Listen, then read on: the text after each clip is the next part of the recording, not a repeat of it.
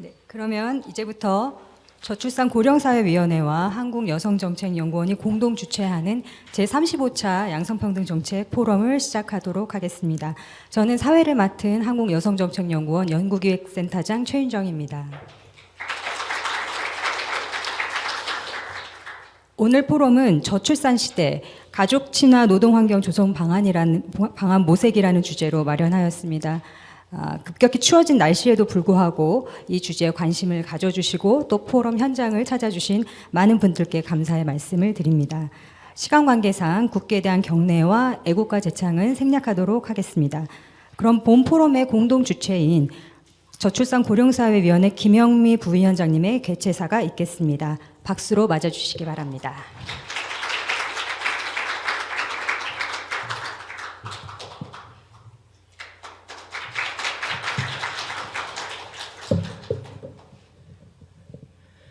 예, 반갑습니다. 대통령 직속 저출산고령사회위원회 부위원장 김영미입니다. 예, 먼저 저출산 시대 가족 친화 노동환경 조성 방안 모색이라는 주제로 저출산고령사회위원회와 한국여성정책연구원이 공동으로 정책 포럼을 개최하게 된 것을 매우 기쁘게 생각합니다. 무엇보다 바쁘신 와중에 행사를 준비해 주신 한국여성정책연구원의 조선주 부원장님을 포함해서 관계자분들께 깊은 감사의 말씀을 드립니다. 오늘 이 자리에 이 분야의 최고의 전문가 분들이 발표와 토론으로 참여해 주셨는데요. 발표와 토론으로 참여해 주신 모든 분들께 감사의 말씀을 드립니다. 예, 매월 오늘 또 3분기 합계 출산율 출생아수 통계가 발표가 돼서 매번 출생아수 통계가 발표가 될 때마다 심장이 쪼그라드는 그런 이제 기분인데요. 사실 그 세계의 유례를 찾아볼 수 없을 정도로 낮은 출산율이라는 말씀은 올해 내내 너무나 많이 들었습니다. 이런 위기 상황이라는 것이 분명 이제 의미하는 바가 있고 이 의미하는 바를 우리는 적극적으로 정책으로 우리 사회를 변화시키는데 중요한 동력으로 삼아야 된다라는 그런 생각을 하고 있습니다. 저희 저출산고령사회위원회에서는 이런 상황의 위기, 시급성에 대해서 충분히 인식을 하고 있고요. 올 3월에 위원장이신 대통령을 모시고 회의를 개최한 바 있습니다. 이 자리에서는 저출산 정책의 목표를 결혼, 출산, 양육이 행복한 선택이 될 수 있는 사회 환경 조성이라는 정책 목표를 설정하고 이를 위한 정책 분야 5가지를 선정해서 발표한 바 있습니다. 그 이후에도 정책 수요자인 청년들과 지속적으로 간담회를 개최해서 새로운 정책들을 발굴하고 부처와 협의하는 과정 중에 있습니다. 5가지 정책 영역 중에서 그 영역들이 모두가 중요하지만 저희 위원회에서는 가장 중요한 핵심적인 정책 영역이 일과 육아를 병행할 수 있는 사회 환경을 조성하는 것이라고 생각합니다. 그래서 오늘 마련된 이 자리 가족 친화 노동환경 조성이라는 이 주제에 대해서 특별히 이제 여성정책연구원의 김종숙 박사님을 저희 위원회의 TF 위원장으로 모시고 이 TF에서 구체적인 방안들을 논의를 한 바 있습니다. 오늘 발표될 내용들은 그 그 회의 TF 자리에서 논의되었던 내용들이 일부가 발표가 돼서 오늘 이 자리에서 토론이 이루어질 것으로 보입니다. 올해 특히 그 청년들의 변화된 가치 인식 들의 어떤 변화가 있었는지를 조사해서 그 결과가 발표된 것이 상당히 많습니다. 물론 청년들의 인식이 올해 갑자기 변화된 건 아니었을 거고요. 서서히 10년 전부터 변화해 왔지만 우리가 그 변화된 인식에 따라가는 정책의 속도가 너무나 늦었기 때문에 오늘과 같은 이런 울트라 초저출산 상황에 이른 게 아닌가라는 생각이 듭니다. 지금이라도 변화된 청년들의 인식, 가치에 맞춰서 정책을 발굴해서 즉각적으로 시행해야 될 책임이 저희에게 있다라는 생각이 듭니다. 청년들은 일하면서 아이 키우기를 원합니다. 일 또는 돌봄, 양육을 한 가지만 선택하는 것이 아니라 일하면서도 그래서 그 자기의 커리어를 쌓으면서 자아실현하는 것과 아이를 돌보는 것이 충돌하지 않는 사회에서 살고 싶어 합니다. 그것이 청년들의 바람을 이루어주는 동시에 국가 사회적으로도 출산율을 높일 수 있는 가장 효과적이고 필요한 방향이라는 생각을 하고 있습니다. 대통령께서도 기본적인 국가의 책무로서 태어난 아이들이 건강하고 행복하게 살아갈 수 있는 대한민국을 만드는 것을 국가의 최우선 목표로 설정해야 된다라고 하시면서 아이를 키우는 것과 자아실현이 함께 갈 수 있는 그런 환경, 그걸 하기 위해서 돌봄과 양육에는 과감하게 투자가 필요하다. 여기서의 투자는 재정 지원이겠죠. 예, 재정 지원을 해야 되는데 그렇게 하려다 보니 고용보험 기금이라는 한계, 여러 가지 한계들이 있습니다. 한계를 알고 있더라도 이걸 넘어서기 위한 길이 우리가 할 수 있는 책임 있는 그런 자세가 아닐까라는 생각이 듭니다. 현실을 감안하고 현실을 감안하되 지금의 이 어려운 상황을 극복할 수 있는 여러분의 합리적인 그런 정책 대안들, 합리적인 그런 논의들이 오늘 활발하게 제시되고 논의될 수 있으면 좋겠습니다. 오늘 추운 날씨에도 와주신 모든 분들께 감사드립니다. 감사합니다. 감사합니다. 다음으로 한국여성정책연구원 조선주 원장 직무대행의 개회사가 있겠습니다. 박수로 맞아주시기 바랍니다.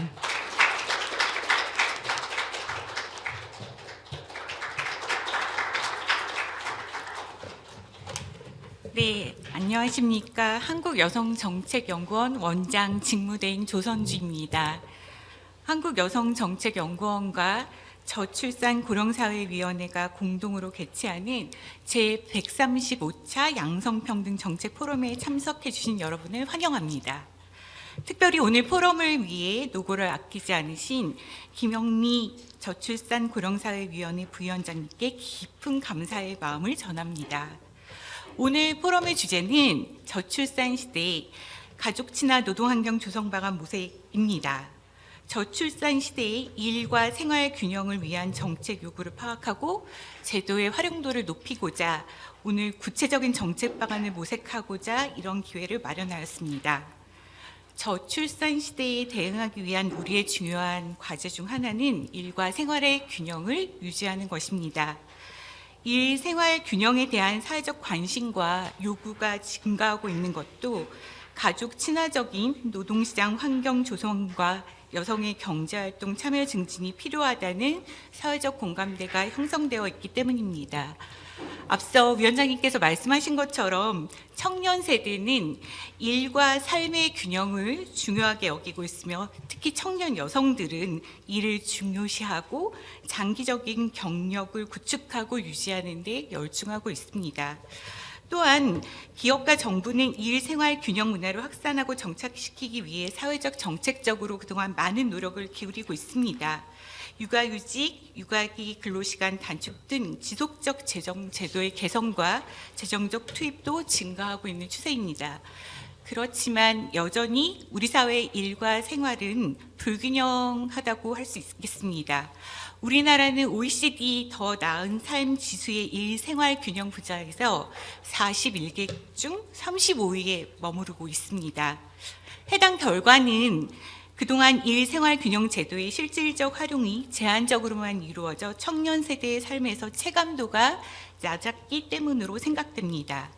이런 낮은 체감도는 가족 생활의 전망을 어둡게 하는 주요한 요인이 되고 있습니다. 이제는 이러한 정책 체감도를 높일 방안이 모색되어야 합니다. 노동시장과 기업 경영, 인구 구조, 국민 인식 등 다양한 환경과 사회적 변화를 고려한 통합적인 정책의 설계와 추진이 필요한 시점이라고 하겠습니다.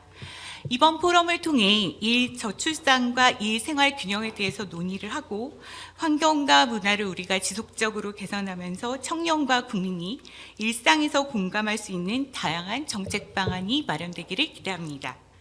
끝으로 오늘 포럼의 좌장과 발표자, 토론자로 참여해 주신 여러분께 존경과 감사의 말씀을 드립니다.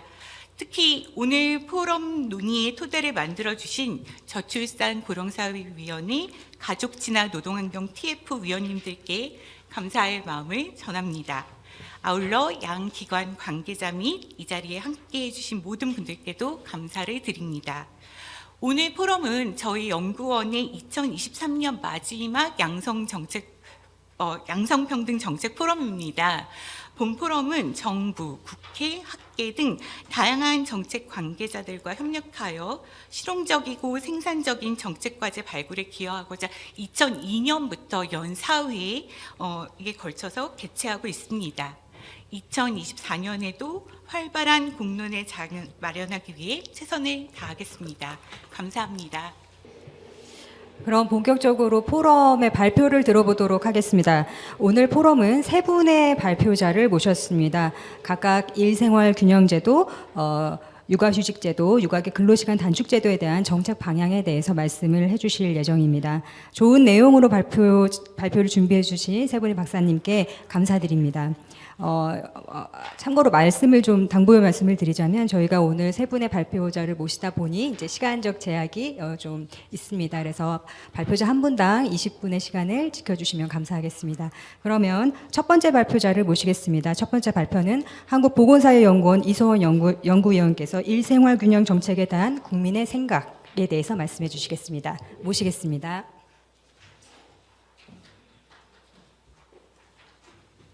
네, 안녕하세요. 방금 소개를 받은 한국보건사회연구원 이소영입니다.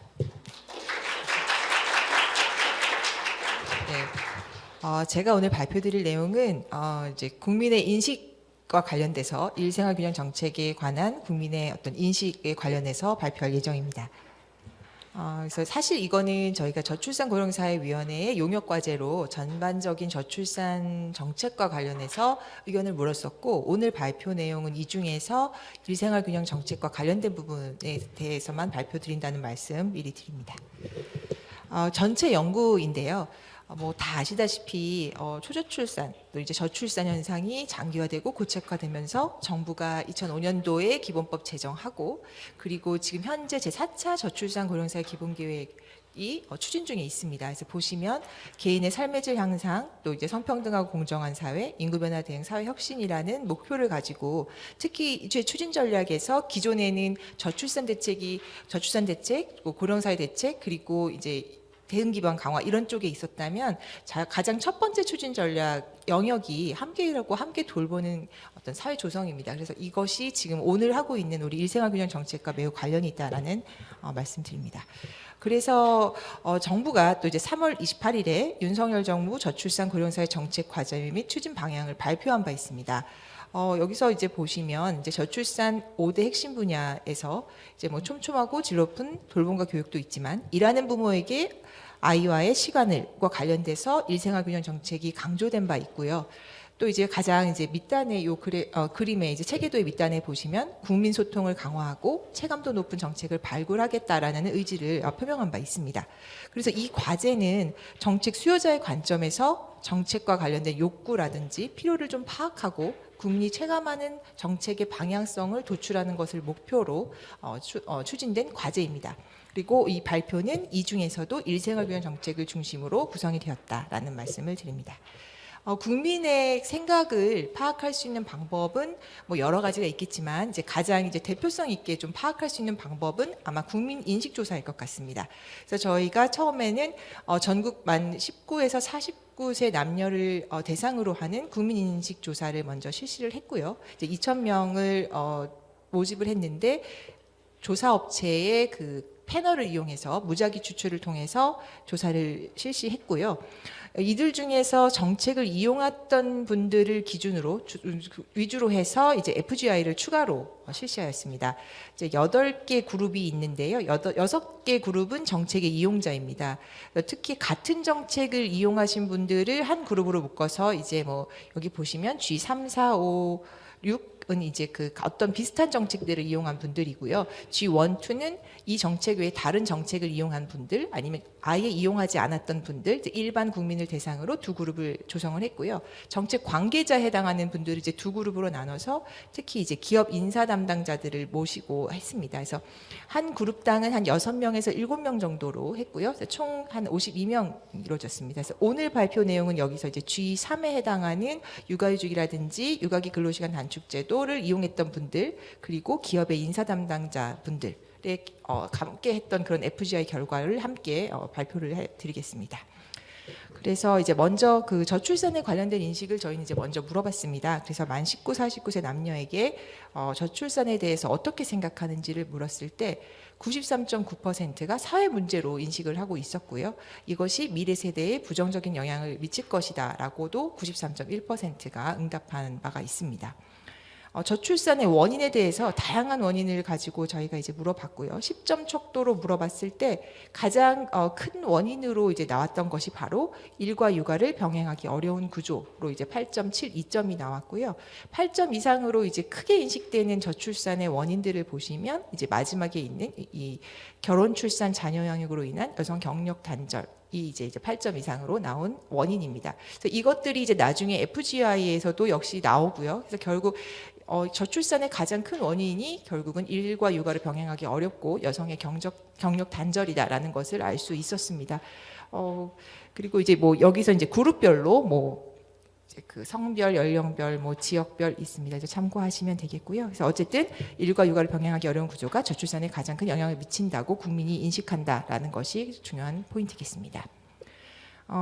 그 3월 28일에 발표된 저출산 대책에 관해서 어떻게 알고 있는지에 대해서 이제 질문을 해 보았습니다. 그래서 이것도 뭐 들어본 적 있다, 아니면 잘 알고 있다, 뭐 전혀 모른다, 이런 이제 단계를 가지고 이제 저희가 했는데 대체로 이제 알고 있지 않는 경우가 많았고요. 한 17.4%에서 한 27.7%는 잘 모른다에 이제 응답한 분들입니다. 그래서 대체로 모르고 있다라는 것을 알 수 있었고, 그렇지만 3월 28일 발표된 저출산 대책에 대한 기대감은 또 의외로 50% 이상으로 이제 높게 나타났다고 볼 수 있습니다. 특히 이제 오늘 주제와 비슷해서 이제 관련돼서 일하는 부모에게 아이와 함께할 시간들과 관련된 영역에서의 정책 인지도를 봤을 때 22% 정도는 이제 알고 있다라고 응답을 했지만 들어봤지만 모른다라고 응답하시는 분들이 35.4%도 있었고 아예 모른다라고 응답하신 분들도 42.7%여서 결국 한 80%는 정책에 대해서 모르고 있다라고 우리가 판단할 수 있겠다라는 얘기입니다. 일하는 부모에게 아이와 함께 시간을 관련 정책에 대한 기대는 그렇지만 매우 높았습니다. 그래서 일하는 부모에게 아이와 함께할 시간과 관련된 정책들이 저출산 문제 완화에 도움이 되느냐, 다소 도움 그리고 매우 도움이라고 했을 때 그 응답한 비율은 67.3%로 비교적 높다라고 볼 수 있습니다. 정책을 경험했던 사람들의 정책 평가는 이제 FGI를 통해서 이제 저희가 수집을 했는데요. 육아휴직 제도 같은 경우에는 만족도가 상당히 높았고 육아휴직을 사용했기 때문에 회사에 대한 이미지도 좋았다. 뭐 이런 식으로 이제 뭐 대부분 이용한 분들은 모두 한결같이 좋다라고는 했지만 그렇지만 이것이 저출산 완화에 기여할 것인가에 대해서는 좀 의문을 가졌습니다. 이제 그 이유는 대체로 한 명을 낳기 때문에 한 명을 낳아서 이 제도를 이용했기 때문에 더 나을 것 같지는 않다. 그렇지만 이걸 이용해봤기 때문에 추가 출산을 할 수 있지만 이미 한 명을 계획하기 때문에 그렇다. 이제 이런 얘기들이었습니다. 그래서 이게 과연 저출산을 완화하는 정책인지 아니면 그냥 기업 복지 정책인지 이런 얘기들을 좀 했고요. 그래서 이제 같은 맥락에서 아이가 있는 가정을 위한 제도이지 출산을 이렇게 견인하진 않을 것이다. 이런 얘기도 조금 있었고요. 그리고 이제 남성 육아휴직 같은 경우는 일반화되어 있지 않아서 또 그 이유가 기업에서 거부감을 느낀다라는 의견들이 있었고, 또 이제 복직 이후에 업무 적응이 어렵다. 그래서 퇴사를 한다. 그래서 이제 뭔가 재교육의 필요성에 대한 얘기들도 좀 있었습니다. 육아기 근로시간 단축 제도 같은 경우에는 일단 이것도 이제 경험에 대한 것은 무척 이제 만족을 합니다. 그래서 본인이라든지 배우자가 이용했을 때 매우 긍정적으로 생각한다라고 했고, 그 이제 대체적으로 이제 긍정적이기 때문에 이제 부정적인 걸 중심으로 이제 제가 여기다 정리를 했다는 점을 이제 미리 말씀을 드리고, 보면 그렇지만 이제 다른 직원들의 눈치를 봐서 좀 불편했다라는 얘기들도 다 하셨고요. 그리고 단축 근무하는 만큼 급여가 삭감되지만 본인들의 입장에서는 다른 이제 직장 동료에게 피해를 끼치고 싶지 않기 때문에 결국 다른 시간에 남아서 업무를 한 경험이 많다라는 것들이 있고, 여전히 직장 내에서의 평가라든지 승진에 아무래도 대우를 이제 불공정하게 받을 수 있을 것이라는 우려가 있었고요.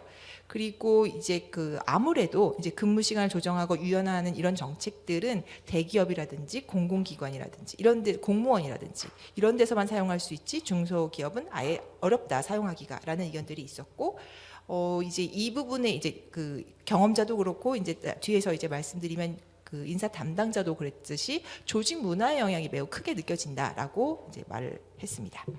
기업 인사 담당자들이 이제 관련된 정책을 이제 평가한 내용입니다. 그래서 이제 기본적으로는 코로나19 이후에 재택근무가 활성화되고 회식이 축소돼서 사회 분위기가 이제 기업 내 분위기가 바뀌었고, 그래서 사실 업무 시간 이후에 여러 가지 문제들이 있었는데 그런 문제들이 많이 없어져서 좋다라는 이제 얘기들이 있었고요. 그렇지만 이제 중소기업 같은 경우는 다른 무엇보다도 기업의 대표가 모든 걸 결정하기 때문에 기업 대표의 결정이 더 중요하다. 그래서 사실은 강제화가 아니면 이용할 의미는 없다. 이런 얘기들이 이제 대부분이었고, 뭐 육아휴직 같은 경우는 대체로는 이제 당연시하고 있는데, 본인 이제 인사 담당자들이 봤을 때는 휴직 이후에 대체로 직원들이 이직을 하거나 그냥 퇴직하는 경우가 많다라고 느끼고 있었습니다.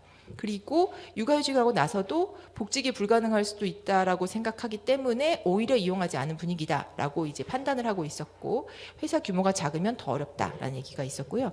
육아휴직 사후지급금에 관해서 이제 특별히 기업 인사 담당자들은 이제 막 얘기를 했어요. 그래서 대부분이 불필요하다라고 이제 인식을 하고 있고, 또 중소기업 같은 경우에는 이제 뭐 사용자들이 사후 지급금 받을 수 있는 시기까지만 일하고 퇴사하는 경우가 많다. 그래서 오히려 피해하고 우리가 좀 이제 그들이 악용하기 때문에 회사의 입장에서는 좀 어렵다 이런 얘기들을 했는데, 대기업 같은 경우에는 그렇지는 않다. 왜냐하면 사람들 어차피 우리 직장이 안정적이기 때문에 계속 오기 때문에 상관이 없다. 그렇지만 분할 지급하니까 좀 행정적으로 불편하다 이런 얘기들이 있었습니다. 유연 근무제와 관련돼서는 이제 중소기업에서 특히 여러 가지 대표의 반대에 부딪힌다. 그래서 결국 중소기업은 대표가 중요하다라는 이런 의견들이 이제 모아졌었고요. 육아기 근로시간 단축제도 같은 경우는 매우 만족해 하시더라고요. 그래서 근무 시간이 줄어들어도 이제 아까 근로자의 입장에서는 다른 시간에 남아서도 일을 한다라고 말했던 것처럼 실제로 인사 담당자들은 근로자가 결국 근무 시간이 줄어도 자신의 일은 해낸다. 그렇기 때문에 줄어든 근무 시간만큼 급여는 주는데 일은 많이 하기 때문에 반긴다. 뭐 이런 얘기들도 있었고요. 그래서 근로자들이 휴직보다는 오히려 이제 상대적으로 눈치를 보지 않고 편하게 이용하고 있는 상황이다라는 응답들을 하셨습니다. 정책, 이것은 이제 다시 국민 인식 조사입니다.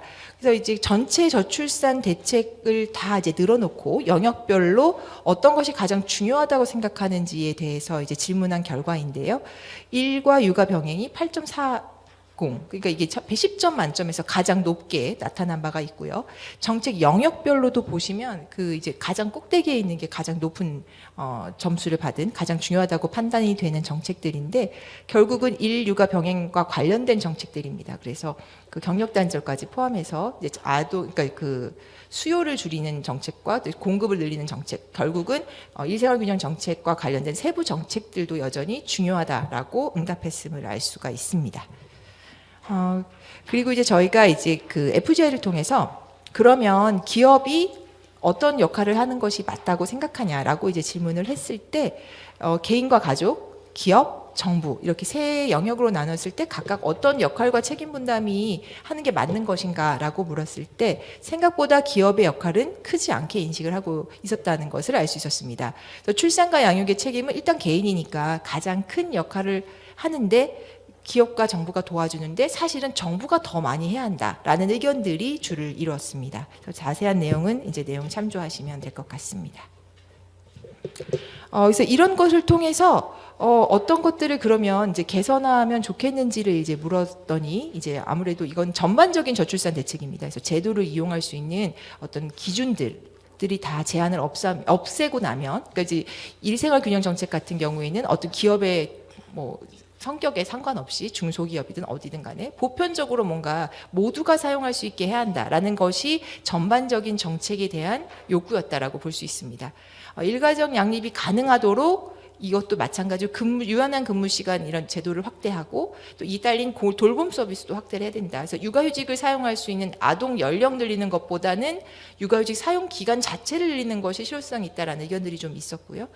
그리고 전반적으로 이제 출산을 해도 경력 단절 없이 출산 이전과 비교했을 때 삶이 달라지지 않도록 되게 추상적이긴 하지만 좀 뭔가 지향점인 것 같아요. 그래서 그렇게 하는 정책, 그렇게 만들 수 있는 정책이 필요하다라는 의견들이 이제 컸고 또 이제 일생활균형 정책들을 이제 뭐 신청하고 선택하다 보면 이제 누락되기도 하고 뭐 이렇게 선택하는 느낌이 있지만 그럴 것이 아니라 강제로 해야 사회 인식이 따라간다라는 얘기가 있었고요. 그리고 기업 같은 경우는 사실 정부의 눈치를 크게 보지 않기 때문에 어떤 인센티브 같은 것이 더 필요하다라는 얘기들이 있었습니다. 그리고 기업 인사 담당자들의 경우도 마찬가지예요. 그래서 국가사업을 시행했을 때 얻을 수 있는 뭔가 혜택이 있어야 정책을 활성화할 수 있다. 그래서 뭐 꼭 그것이 금전적인 것뿐만 아니어도 이제 뭐 간접적인 어떤 그런 세제 혜택, 뭐 법인세 감면도 있고 아니면 어떤 기업의 브랜드 이미지 이렇게 이런 것들에게도 영향을 미친다면 된다 이런 것이고 사실 전체적으로 느끼는 분위기는 사실 현금성 투자보다는 사회적 분위기 조성이 우선돼야 된다. 이것은 사실 정책의 이용자도 그랬고 기업 담당 하시는 분들도 그렇고 이제 분위기 조성이라는 얘기를 많이 하였습니다. 그래서 일단 제가 전반적인 예고를 봤을 때 생각보다는 사람들이 정책을 알고 있지 않았다. 그렇기 때문에 정책의 이용도를 높이고 이게 결혼이나 출산을 할 때 약간 어떤 유인이 되려면 정책에 대해서 잘 알아야 이런 정책이 있으니까 나왔다 이런 말을 할 수 있을 것 같습니다. 그래서 정책의 인지가 가장 기본적으로 매우 중요하다라는 것이 있었고요. 그리고 정책에 대한 그래서 홍보랑 교육이 직접적인 이용자에게만 한정하면 이미 늦었다라는 것입니다. 그래서 기업의 인사 담당자, 경영진, 대표까지도 포함해서 교육이 필요하다. 이제 이 말은 사실은 이제 일부 분도 이제 계속 대표의 의견이 매우 중요하다. 특히 중소기업에서 얘기했기 때문에 그분들을 대상으로 한 어떤 교육도 필요하다라는 것을 볼 수 있고요. 사실은 사회 전체 인식과 문화를 개선하는 것이 가장 중요하다라고 볼 수 있습니다. 이게 뭐 의미 없는 말일 수도 있지만 하지만 여전히 인식과 문화가 개선이 되어야 한다라는 것이고 그러기 위해서는 국민 전체를 대상으로 한 홍보와 교육이 필요하다라는 것이고요. 그래서 이게 어떤 면에서 간접적인 홍보일 수도 있고 또 실질적으로 국민의 의견을 수렴하는 것에 의미도 있고 하기 때문에 앞으로도 이제 지속적으로 정책 출입을 하고 추진하는 데 있어서는 의견 수렴이 필요하다라는 것을 결론 지을 수 있겠습니다. 이상입니다. 이소영 박사님 발표 감사합니다. 일생활 균형에 대한 국민 여론조사를 통해서 또 여러 가지 국민들의 인식과 또 정책에 나아갈 방향에 대해서 잘 짚어주셨습니다. 두 번째 발표를 모시도록 하겠습니다. 두 번째 발표는 육아휴직 활용 활성화 방안, 근로자 소득 보장 및 사업주 인력 공백 지원 강화라는 제목으로 한국여성정책연구원 강민정 연구위원께서 말씀해 주시겠습니다.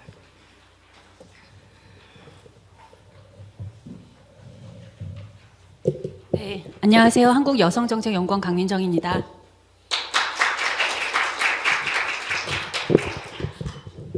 네, 오늘 제가 발표드릴 내용은 육아휴직 제도와 관련된 부분입니다. 육아휴직 활용 활성화 방안인데요. 목차는 보시면 되겠고요.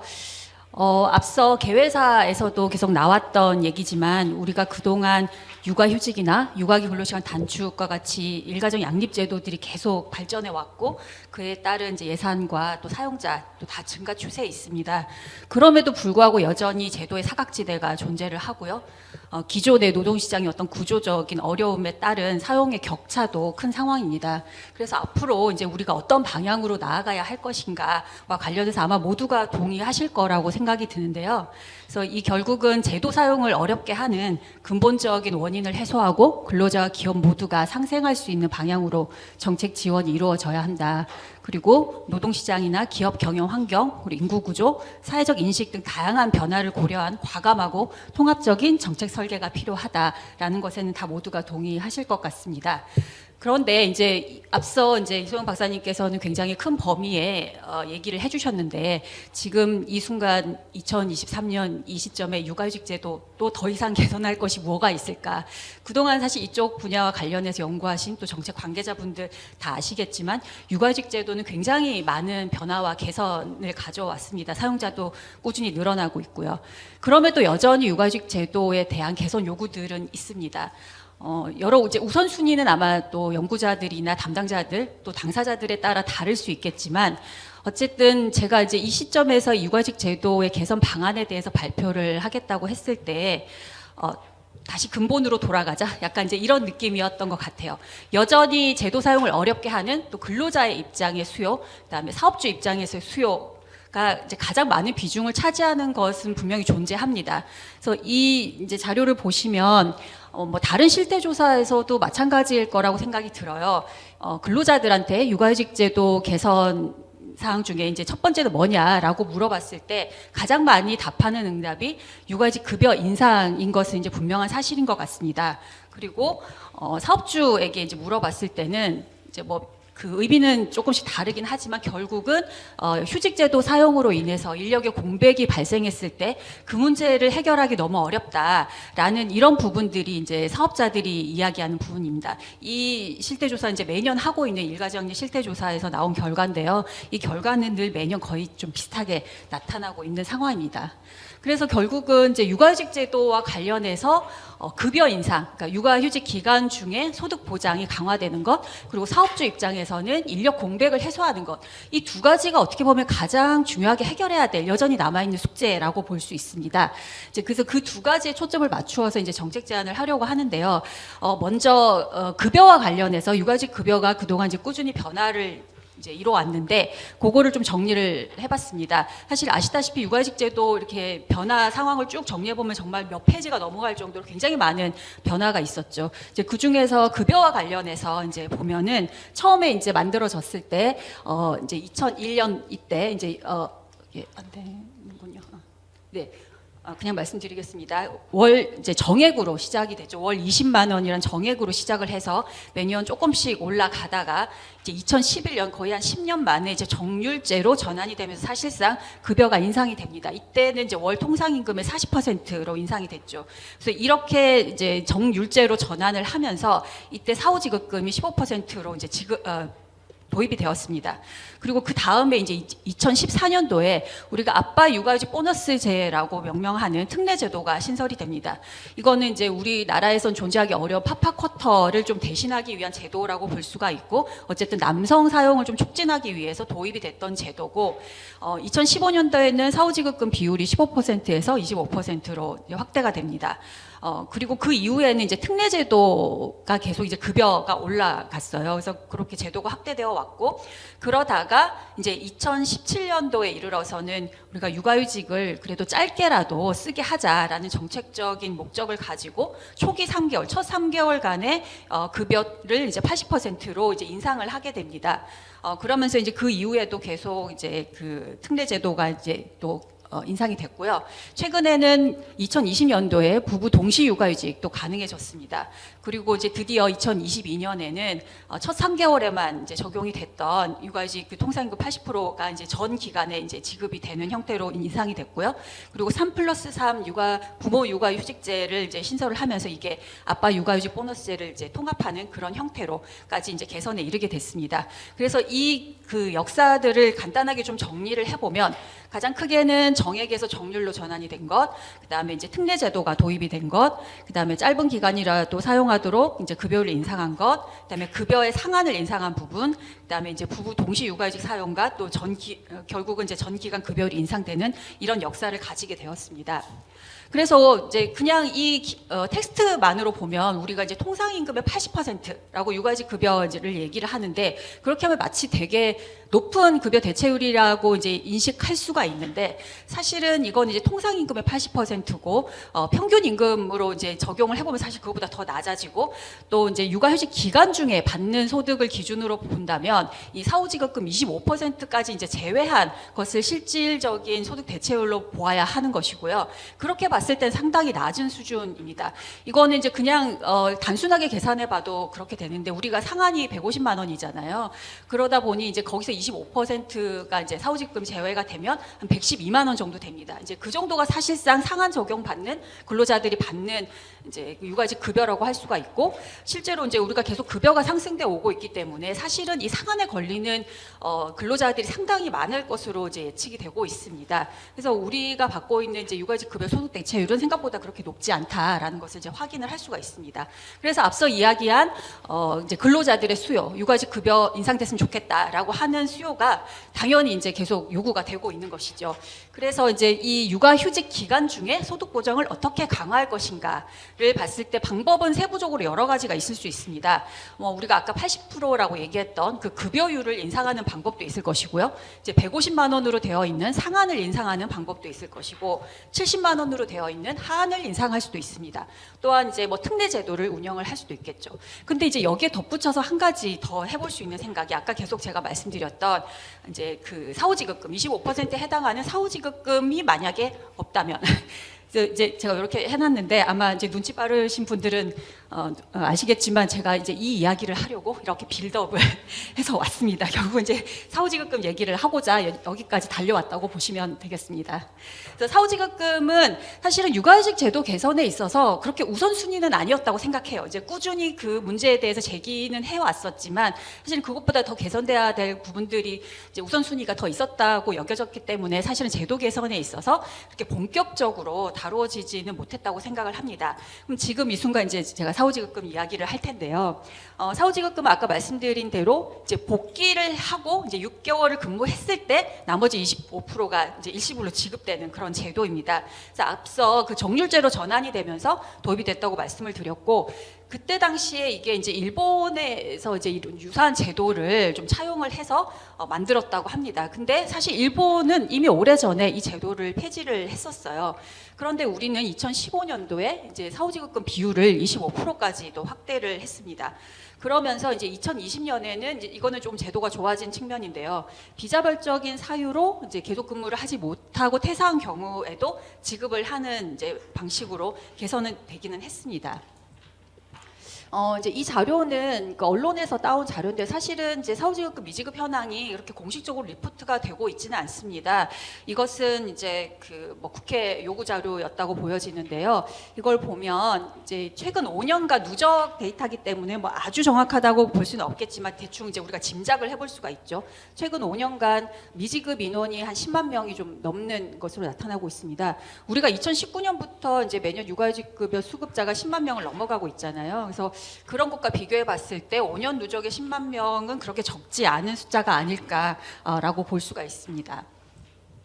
그런데 이제 어쨌든 제도는 계속 운영이 되어 왔고 이 제도는 필요하기 때문에 또 운영이 되어 온 측면도 있겠죠. 그래서 이 사후지급금의 필요성에 대해서는 이제 주로 이 세 가지를 크게 이야기를 합니다. 이게 결국은 육아휴직자의 복귀를 촉진하는 제도이기 때문에 복귀율과 고용유지율을 제고한다. 그리고 육아휴직이 퇴직 전에 사용되는 제도로 악용되는 것을 방지한다. 그리고 어쨌든 고용주 입장에서는 이제 인력이 이것 때문에 돌아올 것이다라고 예측을 하는 인력 활용의 예측 가능성까지 이제 필요성으로 좀 보고 있는데요. 그럼에도 불구하고 또 이 필요성에 대한 반론들도 있습니다.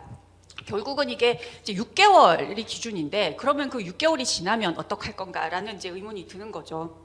그리고 실제로 우리가 데이터 분석을 해봤을 때도 사실 이게 장기적 영향에는 그닥 의미 있는 영향을 미치지 못한다라는 결과도 나오고요.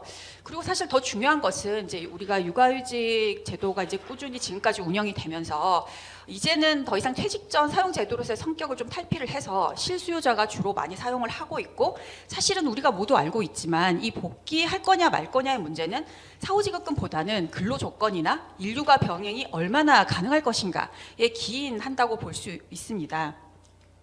그래서 실제로 이제 우리가 최근 노동시장의 이런 변화들을 보면 이직도 늘어나고 있고, 그렇지만 또 복귀 의사는 또 강해지고, 이제 이런 것들이 이제 최근의 추세로 나타나고 있다는 것도 이걸 뒷받침하고 있습니다. 그러면 이제 저는 이제 사후지급금 폐지를 좀 이야기를 하고자 하는데요.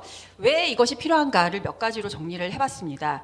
먼저 사실 이게 가장 중요하다고 볼 수가 있어요. 앞서 계속 소득보장 강화를 말씀을 드렸는데, 이게 이제 사후지급금이 적용이 되게 되면 이제 육아휴직 기간 중간에 받는 받는 금액이 최대 112만 원이 됩니다. 어쨌든 이것이 이제 이제 생활을 유지하는 데 있어서 굉장히 적은 금액이고, 또 한편으로 정책적으로 봤을 때는 이제 사후지급금 폐지를 하게 되면 물론 미지급자가 이제 지급되는 그런 추가 예산은 있겠습니다만 다른 제도의 확대보다는 더 큰 예산의 소요 없이 근로자들의 소득 보장성의 체감도를 높일 수 있는 방법이 아닐까라는 이제 말씀을 드리고요. 그리고 어쨌든 이게 이제 취약계층에게 더 불리하게 작용하는 제도이기 때문이기도 하고요. 그리고 제도 설계의 일관성과 방향성을 좀 고려해야 된다. 앞서 제가 설명드린 것처럼 그러니까 상대적으로 고임금에 유리한 3+3이나 특례제도 같은 경우에 사후지급금을 적용하지 않거든요. 그럼 이것도 차별적이다라고 이야기할 수 있고, 또 향후 이제 뭐 제도 개선을 또 뭐 대상 확대라든지 또 지금의 노동시장 이동의 유연성이 이제 계속 늘어날 텐데, 이런 것들을 반영하지 못하게 되면 앞으로 이 육아휴직 제도 개선의 어떤 확장성에 좀 걸림돌이 되지 않을까 이제 그런 생각을 하고요. 그리고 제가 이제 자료에 쓰지는 않았지만 제가 이제 그 발표를 준비를 하면서 이제 한 가지 더 이것을 폐지하겠다라는 이제 필요성이 저 스스로 저에게 하나 더 생긴 게 뭐냐면, 저희가 이제 이 폐지를 하면 그러면 이것이 가지고 있는 복귀 유인과 관련해서 이걸 대신할 만한 다른 어떤 대안을 마련해야 된다. 그런 또 책임감을 가지고 이제 이런저런 고민들을 많이 했어요. 근데 그러다 보니 굉장히 이제 큰 범위의 얘기들을 다루게 되고 또 깊이 있는 고민을 하게 되고 그랬거든요. 그래서 사실 그런 생각을 하게 됐어요. 이게 사후지급금이라는 것이 그동안 복귀 유인 제도다라는 것에 맡겨두고 복귀를 독려하기 위한 더 깊은 고민을 우리가 좀 안 하고 있지 않았나, 사후지급금에만 너무 기대고 있지 않았나, 이걸 없애려고 하다 보니 그 다른 영역에 그것이 가져와야 될 효과에 대해서 더 많이 논의하게 된 계기가 되지 않나. 그래서 여기 좀 추가적으로 사후지급금 폐지가 또 이런 결과를 가져오겠다라는 생각을 하게 됐습니다. 그래서 이제 이게 사후지급금 폐지 보완 방안이라고 이름은 붙여져 있지만 사실은 아까 말씀드린 이제 복귀 지원을 하는 제도라고 볼 수가 있고요. 이제 크게 사업주 대상과 이제 사업주를 대상으로 하는 제도와 그다음에 근로자를 대상으로 하는 이제 제도를 제안을 드리는데, 이제 육아휴직 복귀 지원금이라고 이름을 붙였어요. 이게 이제 그동안 우리가 이제 육아휴직 제도를 사용을 독려하기 위해서 이제 사업주 지원금 제도가 꾸준히 있어 왔습니다. 근데 저도 사실은 제도를 만드는 데 있어서 지원금 제도가 그렇게 능사라고 생각은 하지 않습니다. 이것이 모든 걸 다 해결해 주지도 않고요. 그러나 이제 사실 이런 부분 저는 예전부터 이제 그 생각을 했어요. 어떤 중소기업에서 근로자가 육아휴직을 쓰고 복귀해서 6개월 이상 쭉 장기 군속을 한다. 그럼 저는 이 회사는 정말 상조해야 된다고 생각하거든요. 그만큼 어쨌든 복귀해서도 다니고 싶은 회사였다라는 이제 의미이기도 하니까. 그래서 그런 의미에서 이제는 이제 육아휴직을 보내는 사업주에게 지원금도 물론 중요할 수 있지만 이제는 복귀해서 장기 근속하는 근로자가 있는 경우에 좀 지원금을 주는 게 어떤가라는 이제 제안을 하고요. 이건 이제 말 그대로 아니니까 뭐 이제 더 깊이 있게 논의하면 또 이제 더 세부적으로 바뀔 수 있겠습니다만, 일단은 그냥 생각해 본 거는 육아휴직을 사용하고 복귀해서 6개월 이상 근속한 근로자가 있는 사업장에 이제 그 6개월을 도관 시점부터 한 6개월 정도 이제 월 이제 지원금을 주면 어떨까라는 이제 제안을 하고, 사실은 여기에서 제가 제안하는 것은 이게 메인이 아니고 이제 이거는 약간의 미끼 유인책으로 두고, 그럼 이걸 하기 위해서 그럼 사업주는 어떤 걸 할 수 있을까? 우리 근로자가 육아휴직 후에 와서도 계속 근무할 수 있게 하기 위한 뭔가 이제 우리도 방안이 필요할 텐데, 그럼 그것에 대한 이제 뭐 프로그램이 됐던 제도가 됐건 지원 방안이 됐던 이제 그거를 해주는 게 사실은 더 중요하다고 생각을 합니다. 그래서 복귀와 근속 지원 프로그램 제공인데요. 사실은 예전에도 이제 중소기업에서 활용할 수 있는 육아휴직자 관리 프로그램이나 육아휴직자 복귀 지원 프로그램들을 만들긴 했었습니다. 근데 그게 이렇게 잘 활용이 되지는 못했었어요. 그래서 이런 것들을 조금 더 이제 심화하고 강화해서 뭐 컨설팅을 할 수도 있을 거고요. 그리고 또한 이제 육아휴직을 쓰고 복귀해도 육아 문제가 여전히 해결해야 될 이슈이기 때문에 그런 부분들을 같이 해결할 수 있도록 우리가 이미 가지고 있는 다양한 제도를 결합해서 이제 근로 방식의 모듈을 제시하고 그것에 따른 인사관리 방안이나 이런 것들을 이제 알려주는 이제 그런 작업들이 필요하다고 보여지는데, 뭐 특별한 것이 없습니다. 그러니까 육아휴직을 쓴 다음에 복귀해서 육아기 근로시간 단축을 이제 연결해서 쓴다든지, 아니면 이제 우리가 많은 또 유연근로제도가 있잖아요. 뭐 재택이 됐던 시차가 됐던 이런 것들을 연결해서 하는 방안. 그러니까 생각보다 이제 대기업 공공이 아닌 중소기업에서는 이런 유연근로제도를 많이 활용을 못 하고 있어요. 아직도 뭐 제도를 잘 모르는 경우도 아직도 존재하고요. 그래서 너무 당연해 보이는 이런 이런 모듈들을 계속 이제 일과 육아를 병행할 수 있는 근로 방식으로서 이제 사업주가 운영하도록 지원하는 것, 이것이 어떻게 보면 이제 복귀를 또 독려하고 근속할 수 있게 하는 방안이다라는 생각을 하고요. 그다음 이건 이제 근로자 대상인데요. 근로자 같은 경우는 사실은 사후지급금 폐지가 아니어도 해볼 수 있는 제도라고 생각을 합니다. 육아휴직 후에 이제 퇴사하는 경우 이제 노동시장 복귀를 지원하는 것인데요. 사실은 이제 우리가 그 고용보험 DB에서 보면 육아휴직 후에 이제 복귀율은 상당히 높은 편입니다. 근데 이제 이게 물론 이제 복귀를 많이 하는 건 좋은 일이지만 육아휴직 사용 후에 복귀가 가능한 근로자들이 주로 사용하기 때문에 또 복귀율이 높다고도 볼 수가 있습니다. 그래서 어찌됐건 이제 근로 조건이 됐던 육아 문제가 됐던 육아휴직 후에 노동시장으로 복귀하지 않는 못하는 그런 근로자를 대상으로 사후지급금이 아닌 고용서비스 제공 위주의, 그러니까 사후지급금이라는 어떤 페널티가 아니라 이제 고용서비스를 제공하는 적극적인 노동시장 정책으로 보완할 필요가 있다고 생각을 합니다. 그래서 이거는 이제 제도 설계를 해보자면 우리가 이제 전국적으로 가지고 있는 고용 서비스 기관 안에 뭐 예를 들어서 육아직자 복귀 전 상담센터와 같은 이런 걸 개설을 해서 육아휴직 후에 퇴사한 사람들을 대상으로 이제 하는데 이제 이것도 이제 개인정보의 이슈가 있기 때문에 뭐 제안을 해본다면 육아휴직 급여를 신청할 때 거기에 이제 개인정보 동의 체크란을 만들고 여기에 동의한 사람들에 한해서 이제 우리가 고용보험 정보를 활용하면 이 사람이 육아휴직 후에 복귀했는지 퇴사했는지를 알 수가 있잖아요. 그래서 미복귀 육아휴직자들에게 고용 서비스를 안내하는 겁니다. 이게 이제 기존에 이미 이런 방식을 하고 있어요. 모성보호 알림이 서비스 같은 것도 이제 이런 방식으로 하고 있기 때문에 이런 정보를 안내하고 이때는 이제 노동시장으로 복귀하는 거를 안내하는 것뿐만이 아니라 우리가 또 이제 육아에 어려움을 겪는 경우가 많을 것이기 때문에 그것과 관련된 기관이나 서비스와 연계해서 이제 일과 육아를 병행할 수 있도록 지원하는 이런 포괄적인 내용까지 다 서비스를 할 수 있을 것으로 생각을 합니다. 그다음 이제 아까 말씀드린 이제 사업주 입장에서의 인력 공백 지원 방안인데요. 사실 이제 이 고민을 예전부터 많이 해왔는데 우리가 일가정립제도가 많이 늘어나면서 이제는 제도 사용하는 것이 특별한 케이스가 아니라 그냥 이거는 일상적으로 사용될 수 있는 제도다라는 인식을 이제 기업도 가질 수밖에 없다고 생각을 해요. 육아휴직 제도도 이제 사용이 많이 늘어나고 있고 그뿐만이 아니라 유연근로 제도도 확대되고 있고 뭐 가족돌봄 휴가휴직이라든지 이제 이런 제도들이 점점 더 늘어나고 있기 때문에 사실은 기업들은 이것을 전제한 인사 관리를 하고 이런 변화에 대응을 해야 된다고 생각을 합니다. 그래서 뭐 다들 너무 잘 아시겠지만 법정 의무제도만 봐도 저희가 굉장히 많은 제도를 가지고 있어요. 그뿐만이 아니라 기업에 따라서는 뭐 추가적으로 뭐 리프레시 휴가라든지 뭐 퇴직 예정자 대상 휴가도 하고 있고 뭐 어떤 경우에는 자동육아휴직제나 난임휴직제도처럼 이제 법정 기준 이상의 제도도 운영을 하고 있습니다. 그리고 근로시간을 유연화하는 제도도 굉장히 많이 운영을 하고 있고요. 그래서 이미 우리는 일생활 균형으로 인한 인력 공백이 상시화돼 있다라고 이제 이해를 해야 될 것 같습니다. 그래서 이제 사실 이제 지금 하고 있는 정책 지원으로는 이제 대체인력 지원금, 대체인력 채용 지원 서비스를 하고는 있어요. 이제 이런 제도들을 운영을 하고 있고요. 그럼에도 불구하고 이제 이런 좀 큰 범위의 지원 사업이 필요하다라고 이제 제안을 드리는 것은 앞서의 이런 지원금 제도들은 사실은 좀 특정 업종 직무에 좀 국한돼서 사용되는 경향이 있습니다. 근데 지금은 이제 대기업들은 스스로 잘 하고 있지만 중소기업들이 스스로 하기 어려운 이런 부분들을 조금 더 본격적으로 지원할 필요가 있다라고 해서 이제 이렇게 구상을 해봤고요.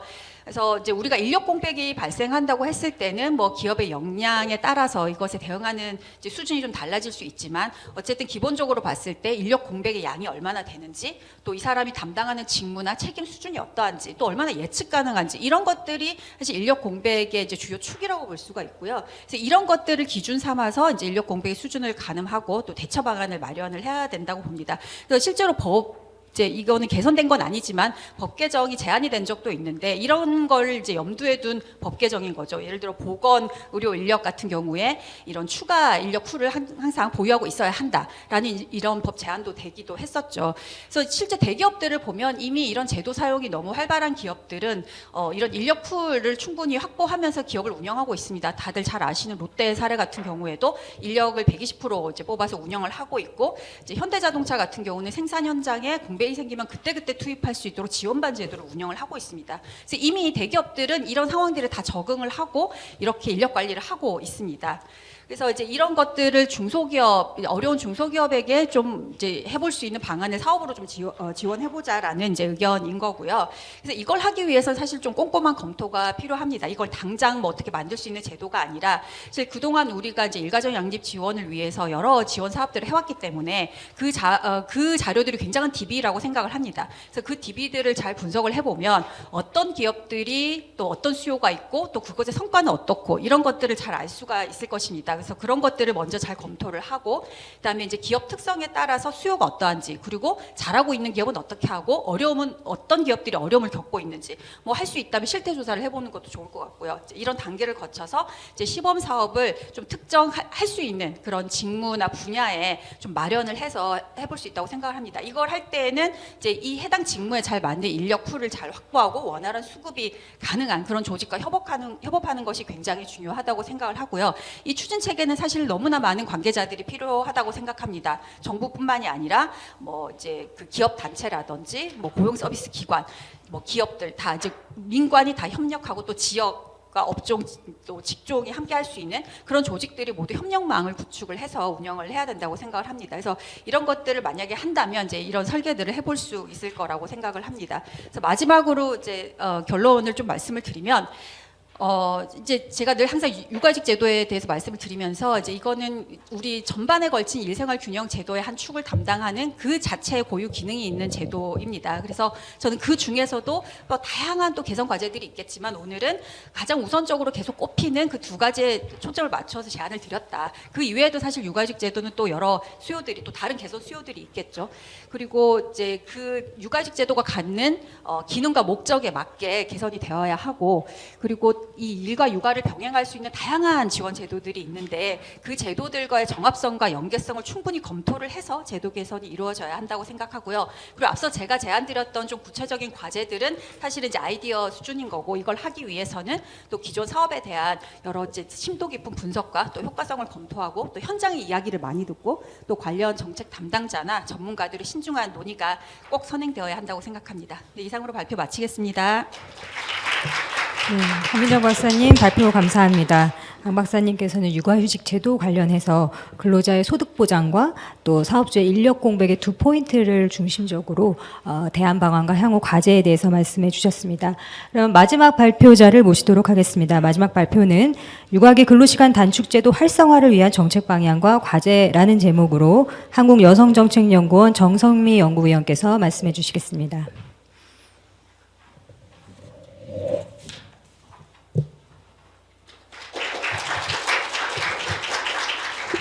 네, 방금 소개받은 정성미입니다. 반갑습니다.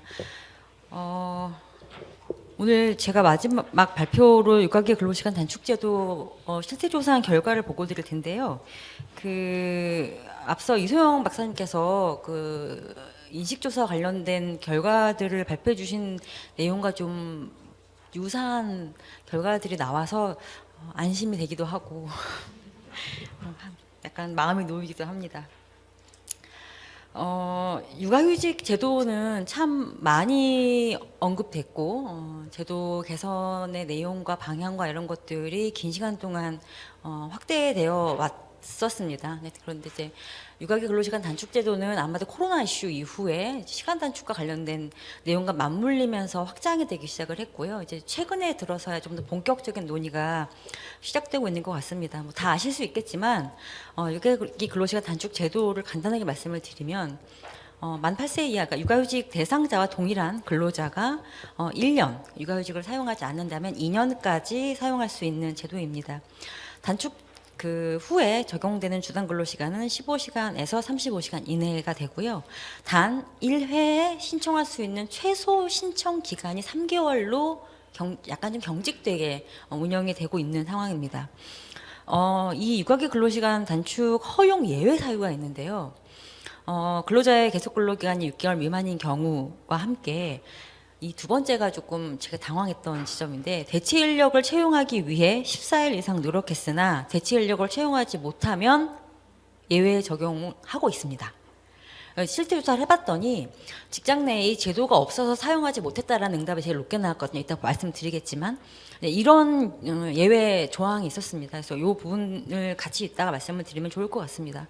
세 번째는 업무의 성격상 근로시간을 분할해서 사용하기 어려운 경우 사용자가 이를 입증하게 된다면 예외를 허용한다라는 이 세 가지의 예외 사용이 예외를 해주고 있다라는 내용을 먼저 말씀을 드리고 시작을 하겠습니다.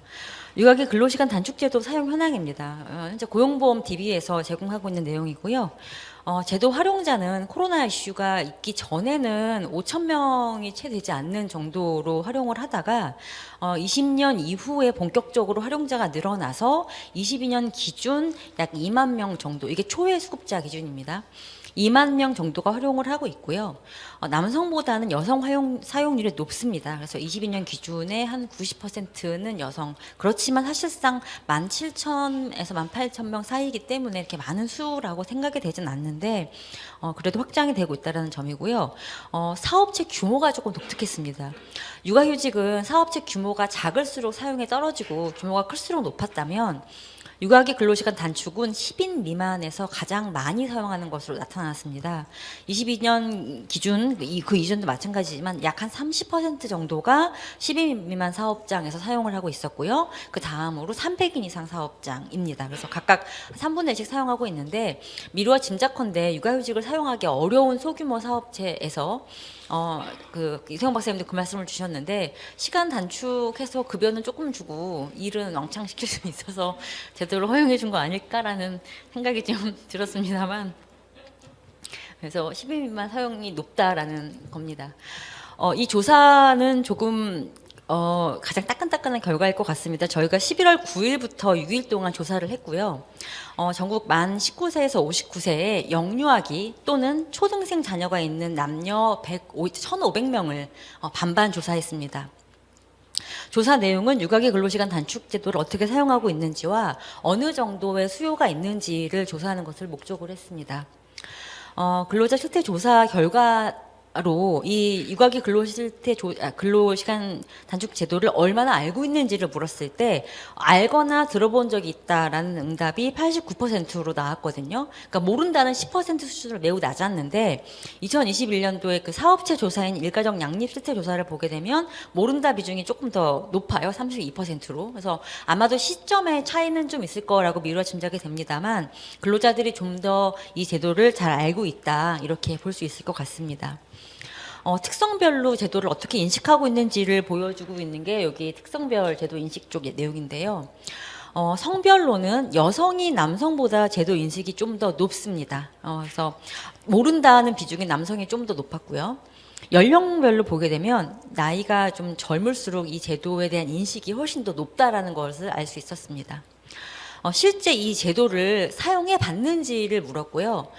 자녀 수나 이런 것들을 다 컨트롤하지 않고 가장 최근에 사용한 것들을 기준으로 조사를 했을 때 육아기 근로시간 단축 사용을 했다라는 응답은 전체 1,500명 중에 216명, 한 14.4% 정도가 육아기 근로시간 단축 제도를 사용을 해봤다라고 응답을 했습니다. 사용한 사람들의 기본적인 특성들을 말씀을 드리면 제도 확산이 2020년에 본격화됐기 때문에 이 제도 언제 사용했는지를 물었습니다. 그랬더니 2020년 이후에 사용했다라는 게 절반 정도 응답이고요. 그 이외에 16년에서 20년 정도 사용했다가 40%로 최근의 결과들이 조금 더 반영이 된 걸로 보여집니다. 사용했던 기간을 물었을 땐 6개월 미만 사용했다가 한 3분의 1 정도, 그리고 6개월에서 12개월 사이가 또 한 3분의 1 정도, 그다음에 12개월 이상 사용했다가 3분의 1 정도로 각각 고르게 나타났고요. 사용했을 당시에 자녀가 몇 살이었는지 물었을 때 당시 자녀 나이가 출생 전에서 2세 미만이었다라는 응답이 44%, 7세 이하라는 응답이 43%로 좀 비슷하게 나왔고 7세 이상인 경우는 13%로 좀 적게 나타났습니다. 성별로 보게 되면 남성보다 여성이 2배 정도 활용을 많이 했습니다. 그래서 여성이 68% 정도 활용을 한 걸로 나왔고요. 제도를 가장 사용을 많이 한 연령은 예측 가능하다시피 35세에서 39세가 37%로 높고 40에서 44%가 35% 순서로 높았습니다. 사업체 규모는 실제 고용보험 DB와 그 조사 결과가 유사하게 나왔는데 5에서 29인이 26%로 가장 높았고요. 그 다음에 30에서 99인이 20%, 300인 이상은 32%로 이렇게 좀 유사하게 활용도가 나타났습니다. 주로 활용한 직무를 봤을 때 이 육아기 근로시간 단축은 제도의 특성상 화이트 칼라에서 활용할 수밖에 없는 한계가 있기 때문인데요. 사무직이거나 관리직, 전문직이 거의 대부분 활용을 했습니다. 80%가 활용을 했다라는 응답을 했고요. 자녀 나이를 물었을 때 영유아 자녀만 있다라는 응답이 38%, 초등생 자녀만 있다라는 응답이 40% 정도가 있고요. 둘 다 있다라는 응답이 22%여서 사용한 분포, 연령 분포는 자녀 분포는 크게 차이가 있지는 않았습니다만 육아기 근로시간 단축을 활용한 사람의 72%는 육아휴직을 사용했던 경험이 있었습니다. 그러니까 제도에 대한 사용 가능성, 그다음에 사용에 대한 인식, 활용도 이런 것들이 좀 더 육아휴직으로 인해서 경험한 사람들이 좀 더 많이 활용한 것으로 조사가 되었습니다. 이 내용은 잘 안 보이실 것 같은데 책자를 좀 참고하시면 좋겠습니다. 육아기 근로시간 단축을 사용하지 않은 약 85%의 근로자들에게 왜 사용하지 않았는지를 물었을 때 회사에 관련 규정이 없거나 사용했던 사례가 없다라는 응답이 32.6%로 가장 높았고요.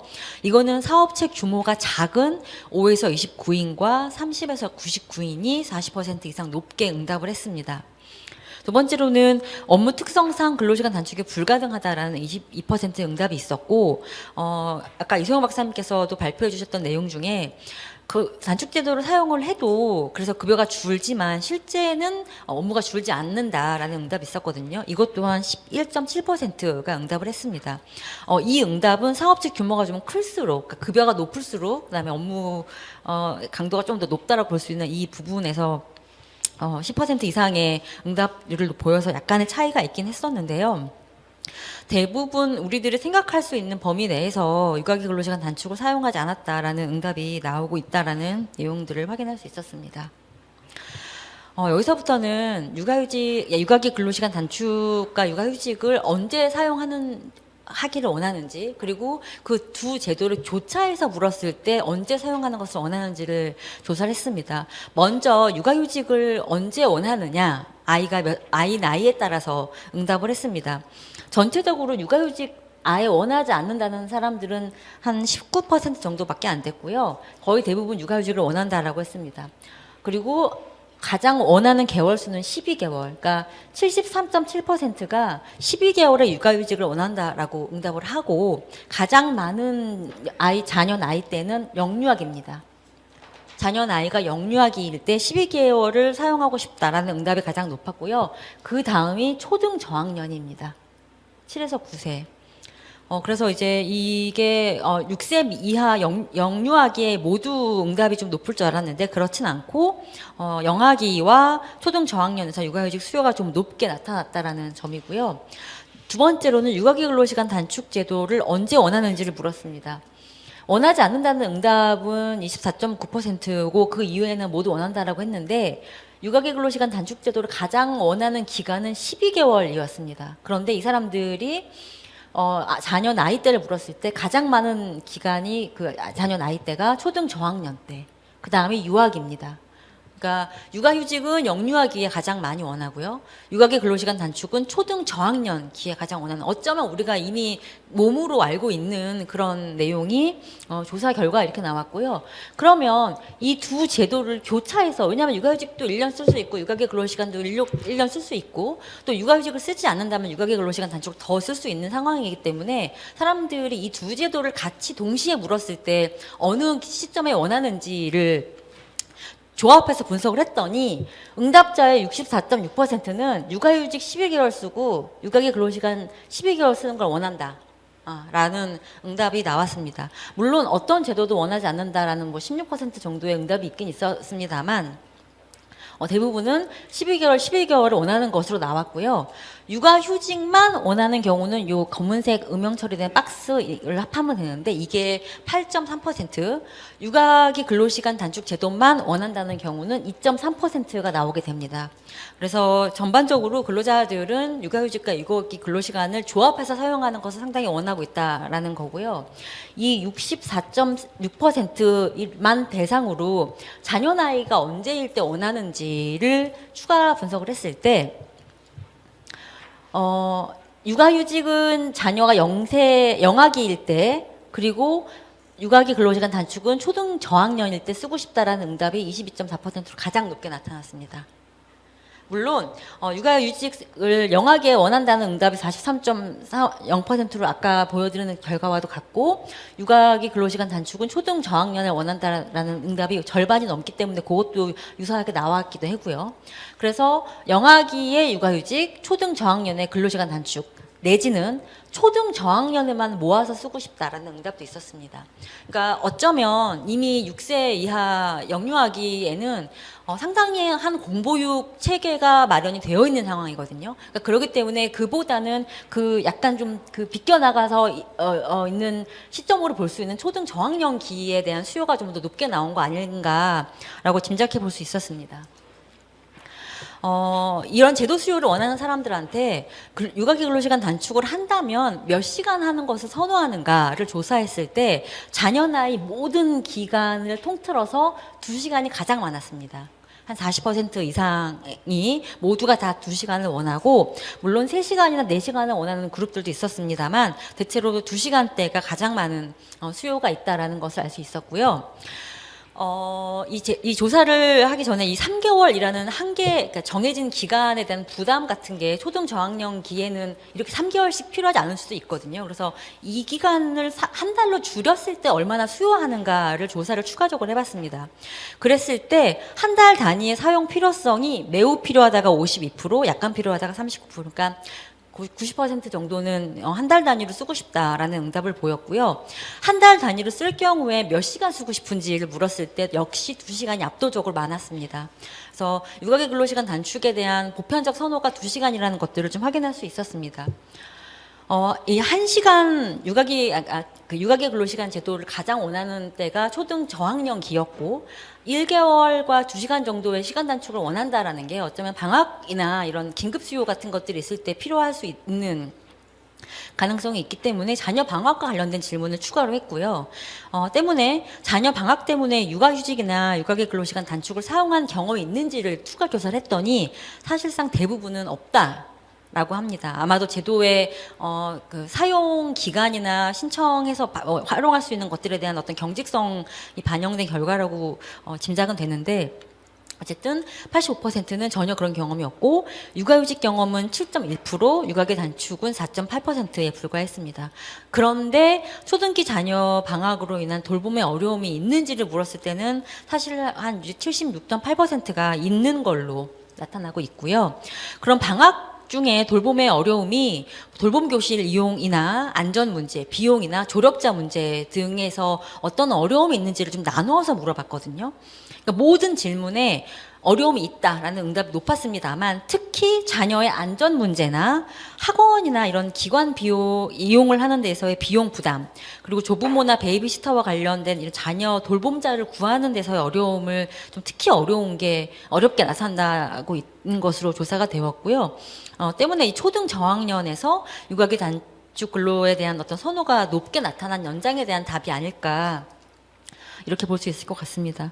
지금까지 조사된 내용과를 바탕으로 몇 가지 우리들이 고민해야 될 방향이 이런 지점이 아닐까라는 생각이 들어서 이 정책 방향을 말씀을 드리고 마무리를 짓겠습니다. 맨 처음 말씀드렸던 그 대체 인력을 채용하지 못해서 대체 인력 채용하기 위해서 14일 동안 노력을 했지만 채용하지 못하면 사용할 수 없다라는 이 예외 조항에 대해서 실상 이 조항을 바꾸는 노력도 물론 있어야겠지만 당장 할 수 있는 거는 노동부에서 하고 있는 그 인재채용뱅크, 그러니까 대체인력 연계 서비스 재원 그 제도가 있거든요. 이 부분으로 바로 자동 연계를 해주고 우선 지원하는 방식으로 제도 활성화하는 노력들을 해볼 수 있을 것 같고요. 현재 사용하고 있는 규모도 그렇고 실태도 그렇고 10인 미만 사업장에서의 사용률이 높게 나타나는 지점들을 조금 주목해 봐야 될 필요인 것 같습니다. 두 번째는 그 일을 줄이지 못하고 시간은 줄지만 일은 그대로 한다. 소득은 감소하고 이런 이유들 때문에 육아기 근로시간 단축 제도가 조금 어렵다고 한다면 지금과 같이 심각한 저출산 시대에 좀 더 파격적인 정책 지원도 고려해 볼 수 있을 것 같습니다. 소득 감소 없는 육아기 근로시간 단축을 한두 시간 정도, 물론 화이트 칼라 정도밖에 적용이 되지 않을 거란 한계가 있겠지만 이렇게 적용을 하면서 부분 재택 근로를 하게 만드는 방향에 대한 고민을 해보면 어떨까라는 제안을 드리고요. 이 경우를 활성화하기 위해서는 뭐 근로자들의 그 감소된 소득을 보전을 해주고 사용자에게 일부 장려금을 지원하는 방식도 있을 것 같습니다. 세 번째는 좀 더 경직된 사용 기간을 3개월에서 한 달 단위로 축소해서 특정한 시기에 수요에 따른 활용이 가능하도록 하는 것들이 좀 필요할 것 같고요. 장기적으로 좀 논의해봐야 될 부분은 육아휴직과 육아기 근로시간 단축을 시간 단위로 활용할 수 있게 통합 운영하는 것들에 대한 논의가 좀 필요하지 않을까 싶습니다. 이게 우리나라는 휴직이라는 어떤 제도와 함께 연동되어서 육아휴직 제도 내지는 기간이나 이런 제한 사유가 되게 많은 상태에서 육아기 근로시간 단축을 활용하고 있는데 스웨덴을 비롯한 많은 유럽 국가들은 사실상 이 두 제도를 통합해서 시간 단위로 운영을 하고 있습니다. 그래서 그런 부분들을 우리도 이제는 좀 고민해봐야 될 지점이 아닌가. 아까 이명미 부위원장님께서 자료가 발표됐다고 했는데 0.7 나왔더라고요. 그래서 우리한테 남은 물론 저출산 이슈만 가지고만 얘기할 수는 없겠지만 여러 가지를 고려를 했을 때 남은 시간이 그렇게 많지는 않은 것 같습니다. 그래서 제도에 대한 개선 방향에 대한 좀 더 전향적인 논의가 앞으로 이루어졌으면 좋겠습니다. 네, 이상으로 발표 마치겠습니다. 네, 정성미 박사님 발표 감사드립니다. 정 박사님께서는 육아휴직, 육아 근로시간 단축제도 관련해서 국민 여론조사 결과를 바탕으로 인식과 또 정책 수요에 대해서 자세하게 말씀해 주셨습니다. 긴 시간 발표를 경청하시느라고 힘드셨을 것 같습니다. 토론에 들어가기에 앞서서 잠시 휴식 시간을 갖도록 하겠습니다. 지금 3시 14분 30초가 좀 지나가고 있는 것 같습니다. 10분 휴식하시고 3시 25분에 다시 뵙도록 하겠습니다.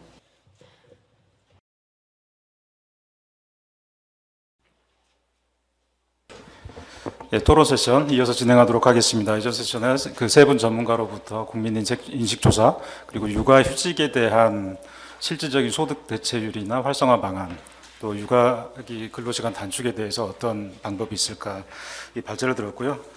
이어서 그 세 분 전문가를 모시고 여기에 대한 토론을 진행해 보도록 하겠습니다. 토론자를 소개해 드리겠습니다. 제 오른쪽부터 유현규 서울신학대학교 사회복지학과 교수님 참석하셨고요. 네, 한국조세재정연구원 선임연구위원 전병목 박사님 토론하시겠습니다. 네, 제 왼쪽에 한국개발연구원의 부연구위원이신 김지연 박사님 참석하셨습니다. 이 첫 번째 그 발제 때 보면 크게 이제 육아휴직하고 근로시간 단축에 대해서 크게 그 두 분이 이제 발제를 쪼개서 했지만 두 분 다 이제 제안 주신 거는 어떻게 이 두 가지를 믹스해서 유연하게 사용할 수 있을까 이런 제도를 많이 고민을 하셨던 것 같고요. 그다음에 실질적으로 소득 대체율이 아직도 장벽이기 때문에 어떻게 높여줄 수 있을까 단기적인 대책을 좀 얘기를 해주신 것 같습니다. 여기에 대해서 이제 순서대로 토론자분 토론을 해주시고요. 특히 이제 전병목 박사님께서는 이제 이렇게 하기 위한 재정적인 그 베이스가 되는 구조를 생각할 때 어떤 원칙을 생각해야 되는지를 같이 좀 얘기에 대한 토론을 해주시면 어떨까 당부드립니다. 먼저 유현규 교수님부터 토론 시작해 주시죠. 예, 안녕하세요. 소개받은 류연규입니다. 먼저 이렇게 일생활 균형에 대한 국민의 다양한 의견을 청취하고 또 대표적인 일생활 균형 정책인 육아휴직과 육아기 근로시간 단축 제도에 대해서 이렇게 여러 훌륭한 연구자들께서 발표해 주신 이 자리에 초청해 주셔서 감사합니다.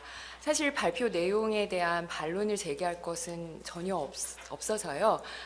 이 발표 내용이 얼마나 중요하고 또 이것이 또 제가 생각하기에 또 어떤 근거가 또 있을 수 있는지 정도를 제기하는 시간이 될 것 같습니다.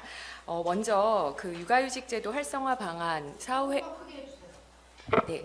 육아휴직제도 활성화 방안 사후지급금 폐지에 대한 의견을 먼저 말씀드리겠습니다.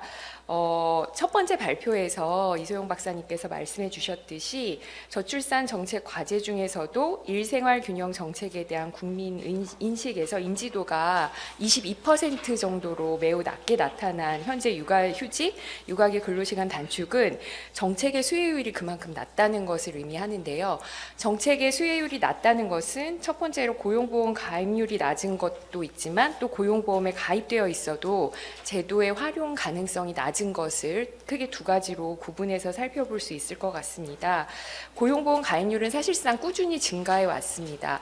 그런데 여전히 비정규직 근로자의 고용보험 가입률 수준은 54.0%이고 또 고용보험에 가입되어 있으나 육아휴직이나 육아기 근로시간 단축 제도는 여전히 노무제공자 같은 경우에는 적용되지 않고 있습니다. 이런 상황에서 이 중요한 발표는 매우 시의적절하고 또 효과적이지만 또 적용률이 높지 않다는 점에서는 일정 정도 한계를 노정하고 있다고 생각을 합니다.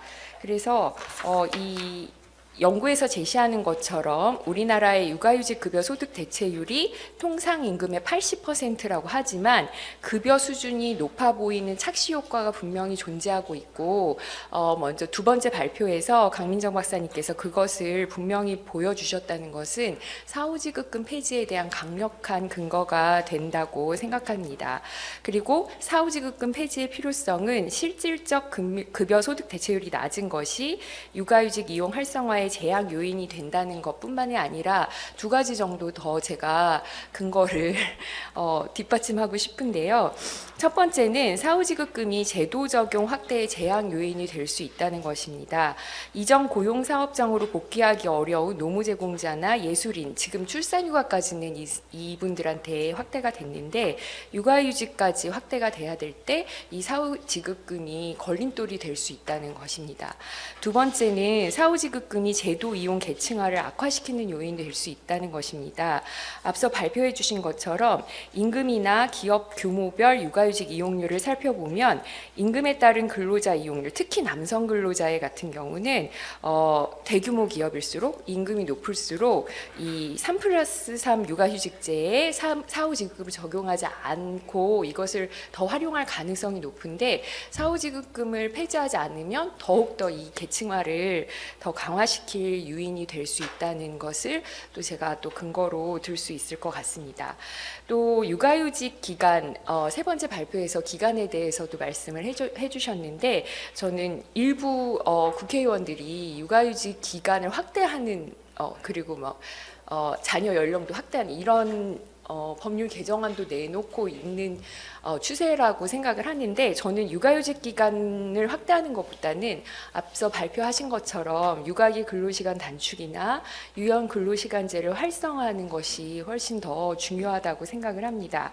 고용노동부의 2021년 일가정 양립 실태조사 보고서에 따르면 육아기 근로시간 단축 제도가 있지만 여러 가지 앞서 발표한 여러 가지 요인 때문에 전혀 활용할 수 없는 사업체 비율이 여전히 44.2%에 이르고 또 육아기 근로시간 단축 제도의 자녀 연령이 8세까지이기 때문에 8세 이상의 자녀가 아프거나 돌봐야 할 상황이 생길 때는 사용할 수 있는 가족 돌봄 근로시간 단축 제도는 더 활용률이 낮습니다.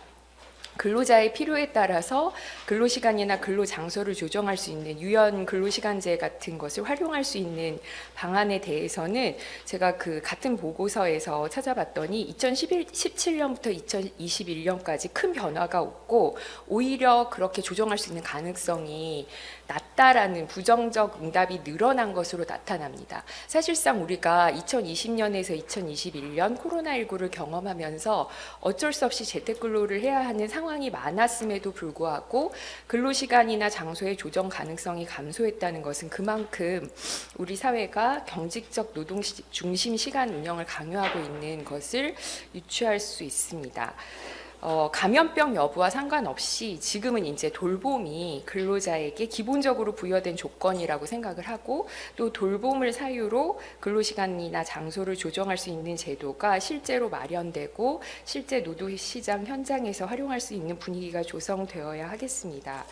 일생활 균형 정책에서 더 강조되어야 할 육아기 근로시간 단축 이용의 활성화와 이를 뒷받침할 수 있는 양질의 촘촘한 돌봄 서비스 제공이 가장 필요하다고 생각하고요. 그리고 현재 육아휴직에 비해서 육아기 근로시간 단축 이용은 더욱 제한되고 있는데 제가 자료집에 보시면 육아기 단축 근로시간 급여 이용자 수는 육아휴직 이용자 수의 12.8%에 불과합니다. 그나마 2019년에 약간의 제도 육아휴직 단축급여 소득 대체율이 인상이 되면서 조금 증가를 해서 3.6%에서 12.몇% 정도로 이제 증가를 했는데 OECD 국가의 육아휴직 제도 발달 추이를 보면 사실 육아휴직 기간을 길게 하는 것보다는 육아휴직을 얼마나 유연하게 사용하는가가 더 제도 발달의 기준이 된다고 볼 수 있습니다. 아까 정성미 박사님께서도 발표해 주셨는데 육아휴직을 일 단위로 또 반일 단위로 이렇게 쪼개서 유연하게 사용하는 통합해서 운영하는 그런 추세가 훨씬 더 많아지고 있고요. 독일도 육아휴직 기간이 3년이라고는 하지만 육아기 근로시간 단축과 결합해서 사용하는 사용자들이 훨씬 많다고 볼 수 있습니다. 이렇게 일 돌봄을 병행한 근로시간 운영이 가능하려면 사실상 전반적인 근로시간 단축이 이루어져야 되고 또 양질의 촘촘한 돌봄 서비스 제공이 전제되어야 할 것입니다. 이를 위해서 우선적으로 사회가 돌봄의 중요성과 가치를 인정하고 제고하는 것이 선행되어야 하고 모든 인간이 전생에 걸쳐서 돌봄을 받아야 되고 또 돌봄을 제공해야 되는 성별과 근로 관계에 관계없이 그런 전제가 있어야지만 이런 것이 가능할 거라고 생각을 하고요. 그러기 위해서는 아까 첫 번째 조사에서 개인이나 가족의 책임이 70%다라 이런 조사도 나왔는데 사실 기업의 노사, 그다음에 정부, 모든 사회 구성원이 이를 인지해야 된다고 생각을 합니다. 이상으로 저의 토론을 마치겠습니다. 감사합니다. 예, 유 교수님 감사합니다. 발제에서 제안해 주신 그 사후지급금 폐지에 대해서 대체적으로 이제 추가적인 폐지의 근거도 얘기해 주셨고 또 육아휴직 제도와 함께 유연하게 단축근무하고 어떻게 믹스할 수 있을까 일단이 유연한 사용을 제안을 추가로 좀 주신 것 같습니다. 이어서 토론 순서를 좀 바꿔서 김지연 박사님부터 좀 하시고 그다음에 뭐 토론 내용이 보니까 조금 다른 것 같아서 김지연 박사님부터 먼저 하시고. 네, 안녕하세요. 저는 한국개발연구원 김지연입니다. 오늘 이 토론자로 초대해 주셔서 감사하고요. 되게 재미있는 발표 잘 들었습니다. 먼저 일생활 균형 정책에 대한 국민의 생각 발표에 대해서 이제 토론을 해보도록 하겠습니다. 저출산 정책에 대해서 자세한 설문조사를 수행을 해주셨는데 실제 수요자들의 의견을 들을 수 있다는 점에서 굉장히 의미 있는 연구라는 생각이 들고요. 여기에 이제 몇 가지 질문과 분석이 추가가 되면 정책적 유용성이 더 커질 수 있을 걸로 생각이 됩니다. 그 부분에 대해서 말씀을 드리겠는데요. 먼저 이제 연구에서 보면 저출산 대책에 대한 정책 인지도가 낮은 걸로 나타났는데요. 정책 인지도가 뿐만 아니라 정책 이해도 또한 조사할 필요가 있다고 생각을 합니다. 정책에 대해서 알고 있는 응답자들도 이 정책이 구체적으로 어떤 정책인지 이 이해도는 낮을 수가 있는데요. 이제 육아휴직 있다는 것은 알고 있지만 실제로 내가 급여를 받을 수 있는 기간이 몇 개월인지, 그리고 실제로 내가 얼마를 몇 개월 동안 받을 수 있는지 이제 요거를 물어봤을 때 대답할 수 있는 분은 훨씬 적을 것 같아요. 또 이제 사후지급금 같은 것도 이제 그 모르시는 분들이 많을 수가 있고, 또 지금 급여 기준이 통상임금으로 되어 있는데 이 통상임금도 사실 많이 알려져 있는 개념은 아니거든요. 그리고 이제 저 같은 경우도 통상임금이 무엇인지 이제 정의는 알고 있지만 제 월급 중에서 얼마가 통상임금인지, 이제 어떤 그 부분이 통상임금으로 이제 간주가 되고 어떤 부분은 안 되는지 이런 거를 알 수가 없더라고요. 그래서 이제 요런 일종의 퀴즈 같은 질문을 해서 이제 정답률이 얼마인지 확인을 해볼 필요가 있을 것 같고요. 이게 정답률이 너무 낮다면 이 정책이 있다뿐만 아니라 이게 어떤 정책인가 이런 교육이 강화되어야 한다고 생각을 하고, 또 제도가 사실 정답률이 너무 낮다면 제도가 단순화될 필요도 있다고 생각을 합니다. 그리고 육아휴직 제도 이용자의 만족도가 상당히 높은 걸로 나왔는데요. 이제 상당히 의미 있는 결과이지만 사실 이게 제도를 이용할 수 있었고 또 이용을 하기로 결정한 사람들을 대상으로 한 결과이기 때문에 이제 자연히 긍정적인 의견이 많을 가능성이 있다고 생각을 합니다. 그래서 정책 개선을 위해서는 이제 아이가 있는데도 육아휴직 제도나 육아기 근로시간 단축 제도를 이용하지 않은 사람들의 이야기를 들어보는 것도 중요할 걸로 생각이 되고요. 이제 또 정책에 대한 평가는 가구나 직장의 특성에 따라 달라질 걸로 생각이 되기 때문에 이제 이런 특성에 따른 정책 평가의 이질성을 살펴보는 것도 중요하다고 생각을 합니다. 자, 그러면 가장 만족도가 낮은 집단이 어디인지 식별이 가능할 것 같고, 이게 정책 개선에 있어서 유용한 정보가 될 걸로 생각이 됩니다. 그리고 육아기 근로시간 단축 제도에 대한 만족도가 낮은 게 안타까웠는데요. 저도 먼저 말씀해주신 교수님의 의견에 동의를 하는데, 노동시장하고 완전히 단절이 되는 육아휴직보다는 일과 육아를 병행을 할 수 있는 육아기 근로시간 단축이 이제 여성 경제활동 참가율과 출산율을 함께 높이기에 적절한 제도라고 생각을 합니다. 그래서 육아기 근로시간 단축 제도에 대한 인식 개선과 교육이 특히 중요할 것 같고요. 이 부분에 대해서는 이제 그 마지막 발표 토론할 때 조금 더 말씀을 드리도록 하겠습니다. 네, 그리고 두 번째로 이제 육아휴직 활용 활성화 방안, 근로자 소득 보장 및 사업주 인력 공백 지원 강화 연구인데요. 먼저 육아휴직 기간 중에 소득 보장을 강화하는 것은 매우 중요하다고 생각합니다.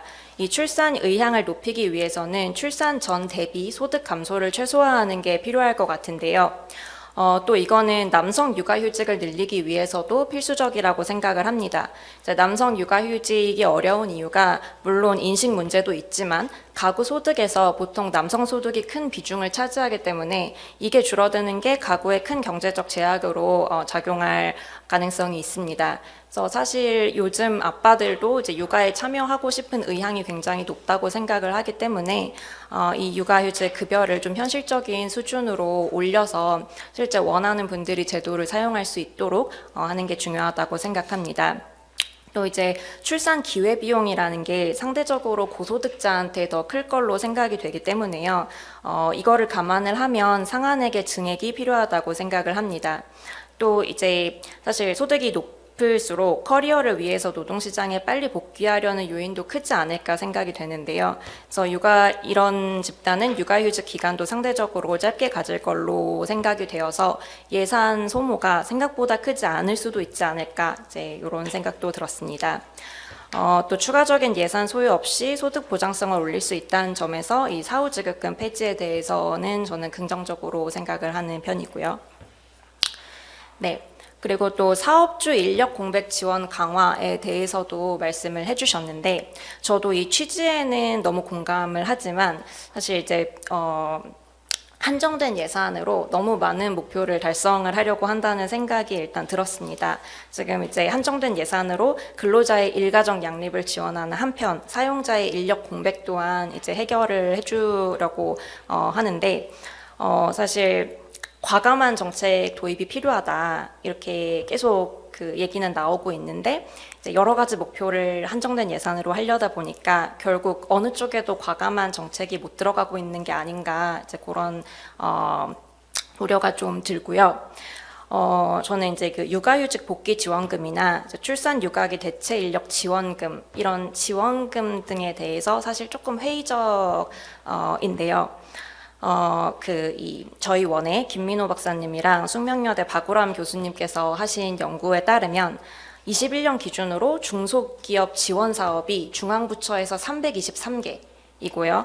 그리고 예산은 30조 원, 그리고 여기에 지자체 사업이 추가적으로 1384개가 있습니다. 그래서 지원 사업이 이렇게 많은데 여기에 또 다른 지원 사업을 이제 만드는 게 조금 비효율적이지 않은가라는 생각이 좀 들고요.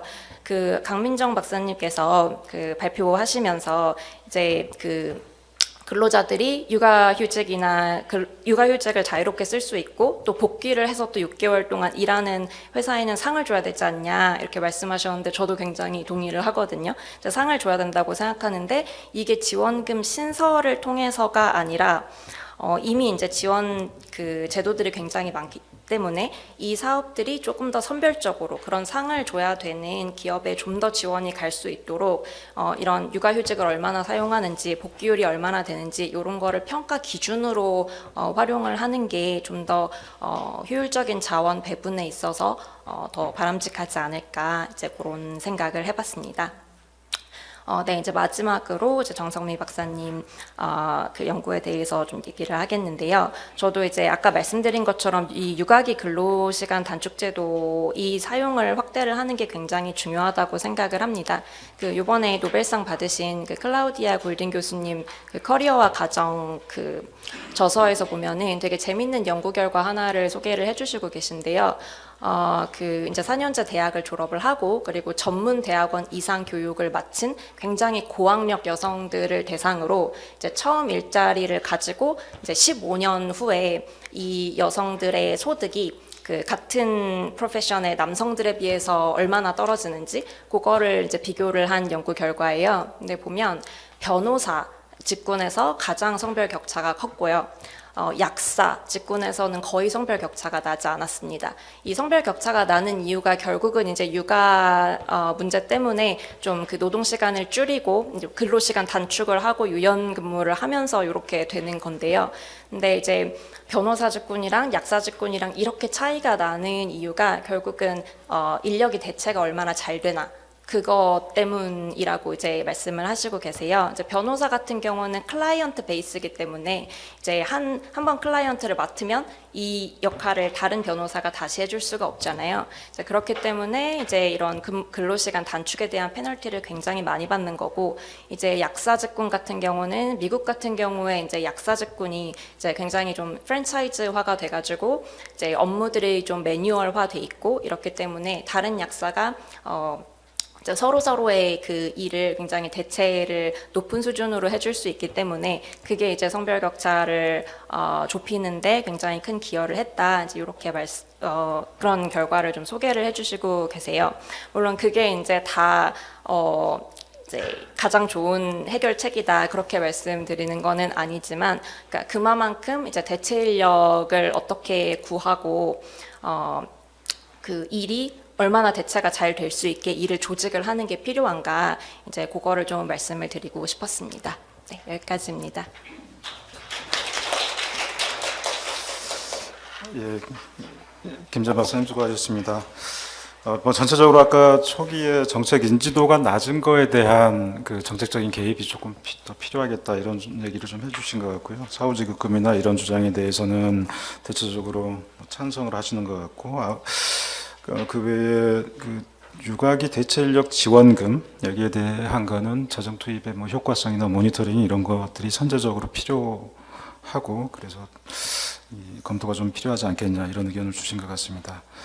아까 클라우디아 골딘 박사의 그 변호사 직군하고 약사 직군을 비교하신 건 보니까 우리나라에서도 아마 교사나 보육교사 이렇게 되게 직종이 뭐 비교적 표준화되어 있고 단일한 직군에서 대체 가능성이 높은 거하고 약간 비슷한 얘기인 것 같긴 하네요. 다들 요구는 높은데 직군의 특성상 다양한 특성상 그 어려움이 있다는 걸 또 반증한 것 같습니다.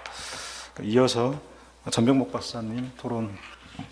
네, 한국조세재정연구원의 전병목입니다. 저는 사실 뭐 재원 조달 부분에 대해서 토론을 해달라는 요청을 받았는데 사실 와서 들으면서 또 제도에 관련된 생각이 들어서 그걸 먼저 좀 말씀드리고 시작하도록 하겠습니다. 사실 지금까지 일생활 균형 정책이 집을 짓는데 주력했다면 이제는 어떻게 안에 사람 들어와서 살 수 있겠냐, 편하게 이용할 수 있도록 하는 정책으로 바뀌는 것 같아서 긍정적이라고 생각합니다. 첫 번째는 이제 조금 이제 사회적 분위기도 중요하다고 아까 부위원장님 말씀해 주셨는데, 저는 그런 측면에서 우리 나라와 다른 나라의 차이를 좀 이해하는 게 필요하지 않겠나 생각입니다. 제 개인적으로는 생각으로는 자녀에 대한 인식, 부모가 자녀에 대한 갖는 인식이 우리나라가 다른 소국가랑 엄청난 차이가 있다.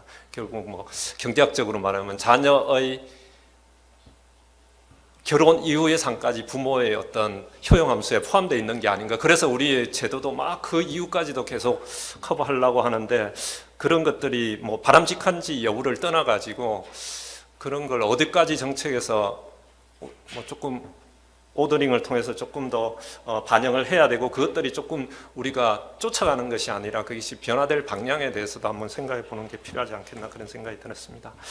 두 번째는 이제 그 육아휴직이 안 되는 중소기업에 관한 이야기인데요. 그런데 중소기업은 인력 공백이 가장 큰 문제라고 공통적으로 지적되어 있기 때문에 사실상 우리나라 앞으로의 미래를 보면 중소기업의 인력난은 계속 진행될 겁니다. 그래서 인력 대체는 제가 볼 때는 가능한 옵션은 아니라고 생각합니다.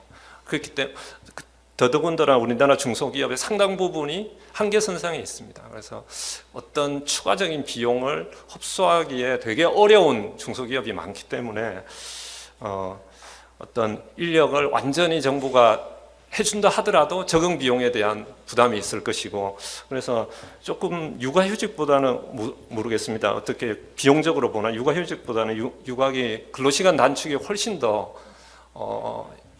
쉽게 받아들여지고 정책적 효과를 조금 더 받아들일 수 있는 그런 분야가 아닌가, 그런 생각이 듭니다. 그래서 조금 어떤 수요 측면의 현실도 좀 반영하면 훨씬 더 효과적인 제도 성과를 누릴 수 있지 않을까, 그렇게 생각하고요. 그 다음에 이제 박사님 발표 중에, 죄송합니다, 제가 그 제도 수요 조사가 있었는데요. 뭘 사용했다, 몇 개월 사용하겠다, 12개월이 제일 많았는데요. 사실 이제 조금 비용에 그게 그렇게 안 되는 이유가 결국은 내가 그걸 함으로 인해서 감수해야 되는 비용이 있어서, 사실은 그걸 하기 위해서 정부가 얼마만큼 돈을 넣어야 하는가는 그 사람이 인식하는 그 비용 수준이랑 좀 연계가 있어서 좀 비용 연계된 질문을 좀 같이 해주시면 훨씬 더 이제 제도 설계에 조금 더 유용하지 않을까, 그런 생각이 들었습니다. 이어지는 이제 질문은 사실은 이제 육아휴직급여와 실업급여 이제 제도가 하나로 묶여져 있는데 그 이제 그 급여율이 다르지 않습니까?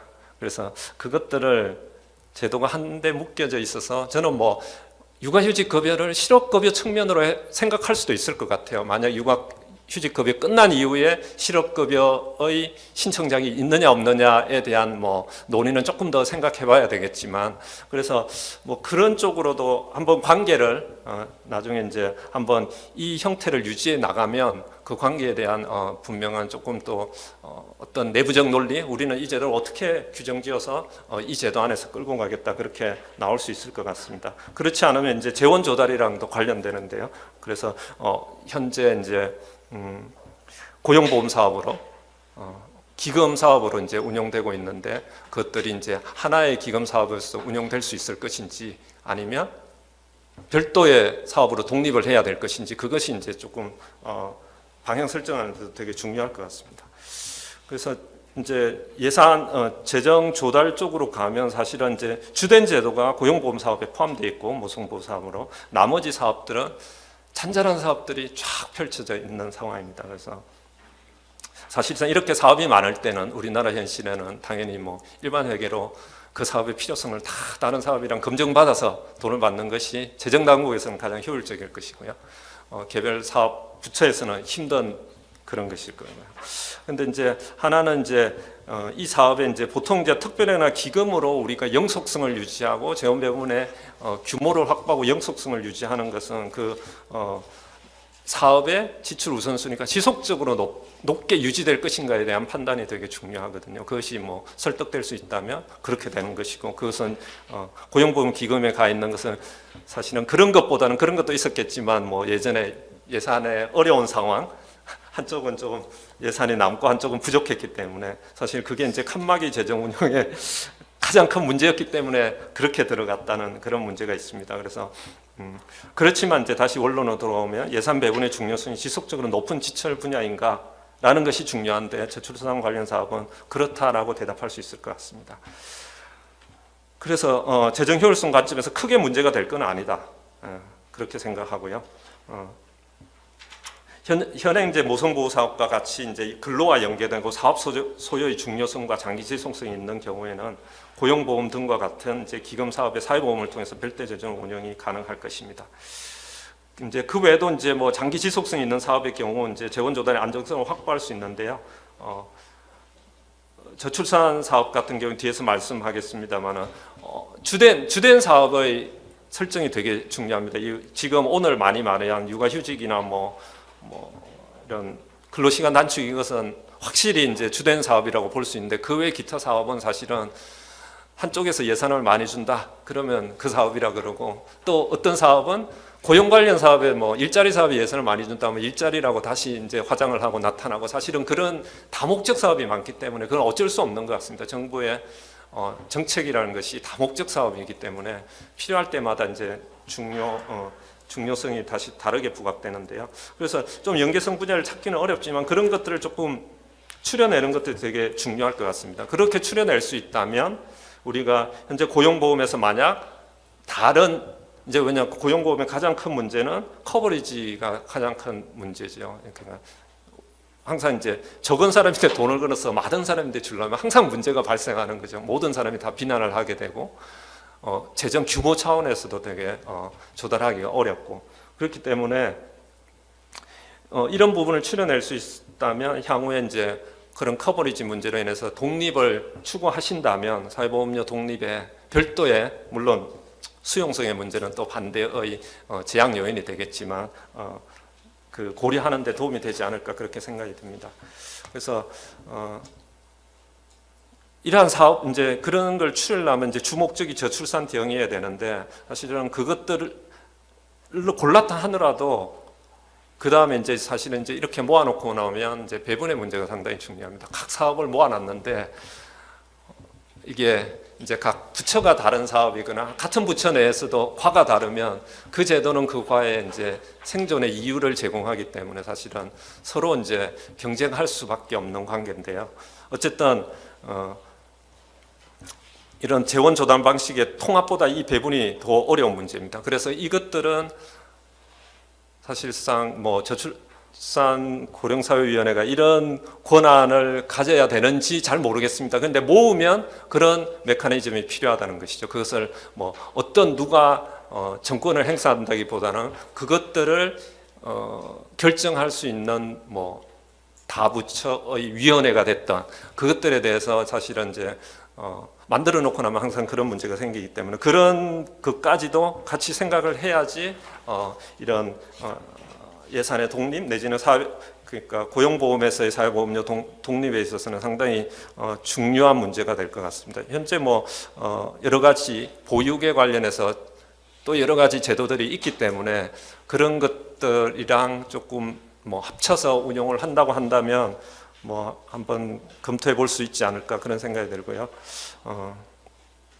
이런 것들은 사실은 이제 인식이 미비한 것도, 우리들이 집을 지었는데 집이 너무 많아요. 각 과별로 집을 지었기 때문에 사람들이 다 모르죠. 근데 그러니까 육아휴직은 한 개밖에 없기 때문에, 그러니까 조금 더 일반적인 제도로 좀 집을 크게 지어주는 게 중요한데, 사실 그렇게 못한 이유는 또 돈이 없었기 때문에 그렇게 못한 이유도 있어서, 사실은 어떻게든 만약 이것들이 하나의 어떤 통합된 재정 바구니에 담긴다고 한다면 그런 부분이 필수적으로 있어야지 재원 배분을 할 수 있는 그런 구조가 되지 않을까 그런 생각이 듭니다. 그래서 여러 가지 재원 조달 방법도 있을 수 있겠지만 그것들은 이제 수혜자와 그것들에 대한 잠재적 수혜자의 구분, 인식 그런 것들을 다 이제 높이는 그런 선행 작업이 좀 이루어질 수 있다면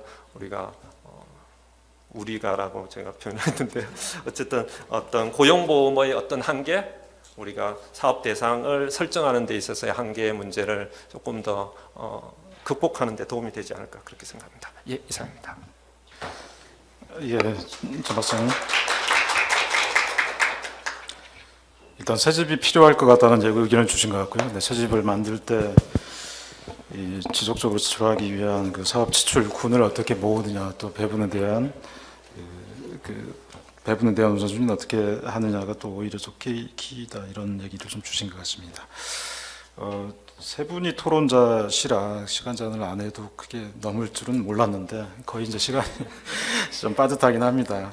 그 토론에서 이제 주로 나온 얘기가 아까 육아휴직에 대해서는 사후지급금에 대해서는 대부분이 이제 찬성으로 좀 모아진 것 같고 여러 가지 또 논거도 추가해 주신 것 같습니다.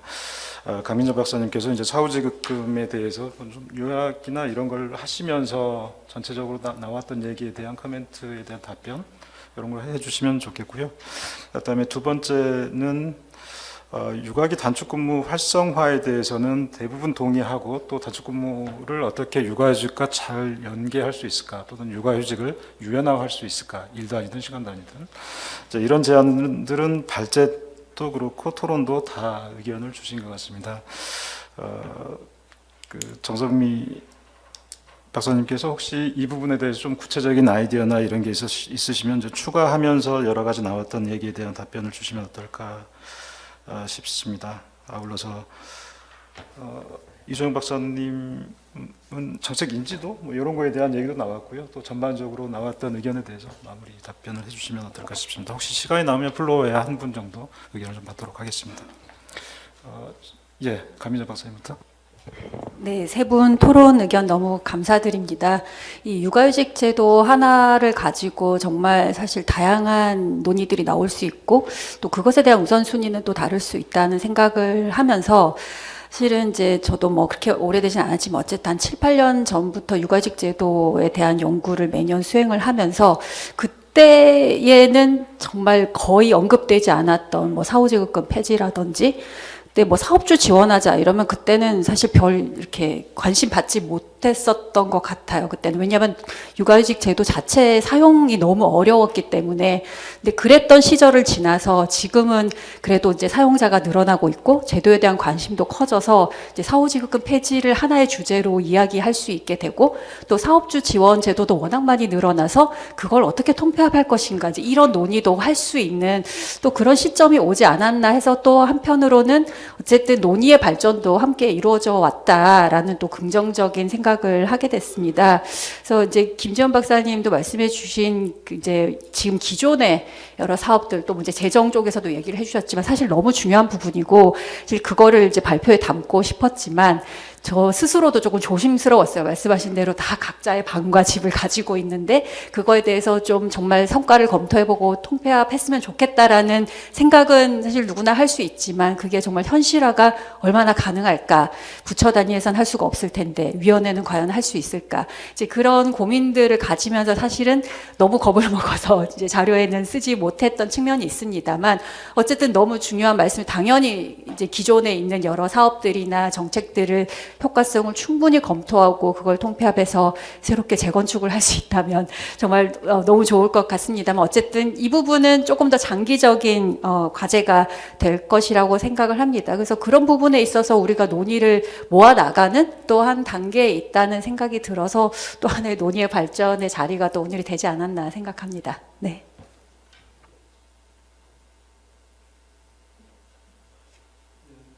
정성미 박사님 이어서 혹시 여러 가지 유연화하는 뭐 육아휴직의 방안 또는 두 개를 합치는 방안, 단축근무나 뭐 재택이나 그 시간과 공간을 유연하게 조금 쓸 수 있게 믹스하는 방안을 여러 분들이 말씀 주신 것 같습니다.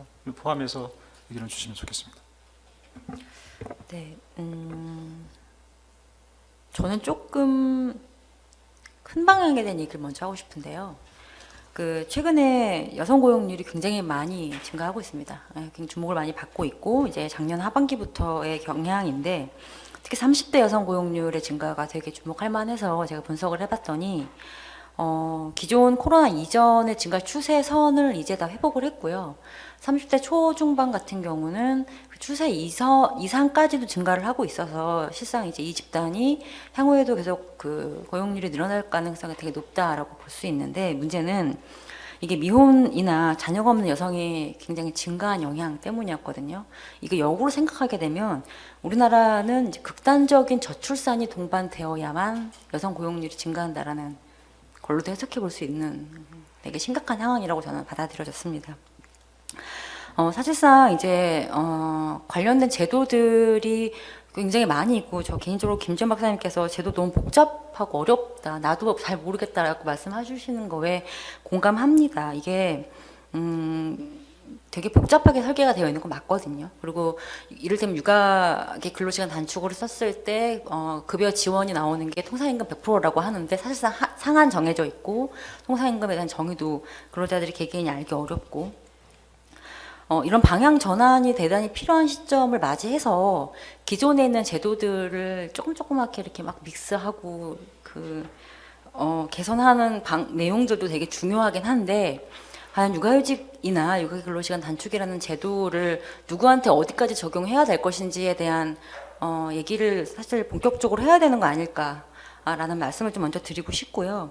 그러기에는 우리나라의 노동시장의 환경이 중소기업에 워낙 많은 여성들이 몰려 있고 중소기업의 상황상 그 제도들을 바로 도입해서 활용하기 어려운 구조도 분명히 있습니다. 이런 것들을 좀 같이 고려했을 때 저희가 중장기적으로는 이 육아휴직이라는 휴직 베이스의 개념을 그 일자리로의 회귀가 아니라 노동시장으로의 회귀로 좀 확대해서 해석해 봐야 되는 거 아닐까라는 생각이 좀 들고요. 그런 차원에서 이제 스웨덴을 비롯한 많은 해외 국가들이 육아휴직과 육아계 근로시간 단축을 통합해서 이제 시간 단위로 유연하게 활용하고 있다라는 점들을 좀 주목해 볼 수 있을 것 같습니다. 또 실업 상태에 있더라도 수당을 지급하는 그런 내용들도 있는 거거든요. 그러니까 어쨌든 시장으로 복귀하기 위한 여러 가지 방향들을 가지고 있는 국가들의 선례를 조금 비추어서 현재 우리가 갖고 있는 대단히 심각한 이 저출산 이슈를 좀 바라봐야 되는 시점이라고 말씀을 좀 드리고 싶습니다. 좀 큰 방향에서의 어떤 제안을 좀 먼저 드리는 말씀을 드리고요. 두 번째로는 이 시간 단축과 관련된 부분인데요. 이소영 박사님 발표하신 내용 중에 제가 확 꽂혔던 게 근로자들이 시간을 단축을 하게 되면 그냥 그 시간 안에 일을 다 한다라는 응답이 되게 높다라는 거였어요. 그게 어쩌면 우리 일상에서 어쩌면 겪을 수 있는 문제인 거고 근로시간 단축 이슈, 이 육아기 근로시간 단축뿐만 아니라 근로시간 단축의 이슈랑도 맞물려서 생각해 볼 수 있는 거 아닐까라는 이제 생산성이 하고 연동되는 얘기일 테니까요. 그랬을 때 과감하게 워낙 장시간 근로를 하는 문화가 있다든지 아니면 정규 근로시간 안에는 그 초등 저학년을 돌보기 어려운 시간 타임 맞물리는 것들이 있기 때문에 그랬을 때 좀 1시간 정도는 과감하게 받는 급여 삭감 없는 제도 도입 같은 것들에 대한 고민들을 좀 같이 해봤으면 좋겠다라는 생각이 듭니다.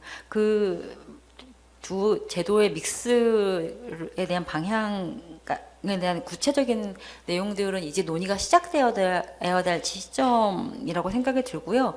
오늘 저희 발표와 토론과 이런 자리를 통해서 나온 얘기들이 좀 더 전향적인 방향으로 나아갈 수 있는 좀 시작점이 됐으면 좋겠다라는 생각을 들었습니다. 네, 마치겠습니다.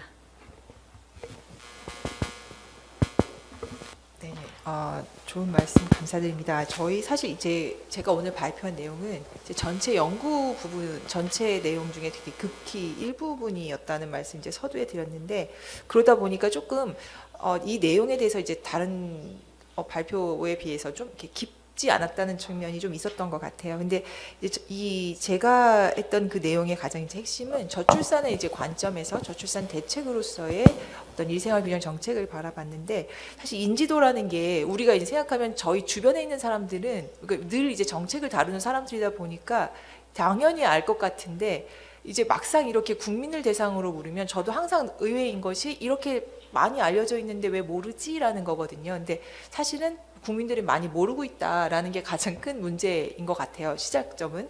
그리고 이제 이거를 뭐 더 나가서 정책의 이해도까지 간다면 더더욱 모를 것 같아요.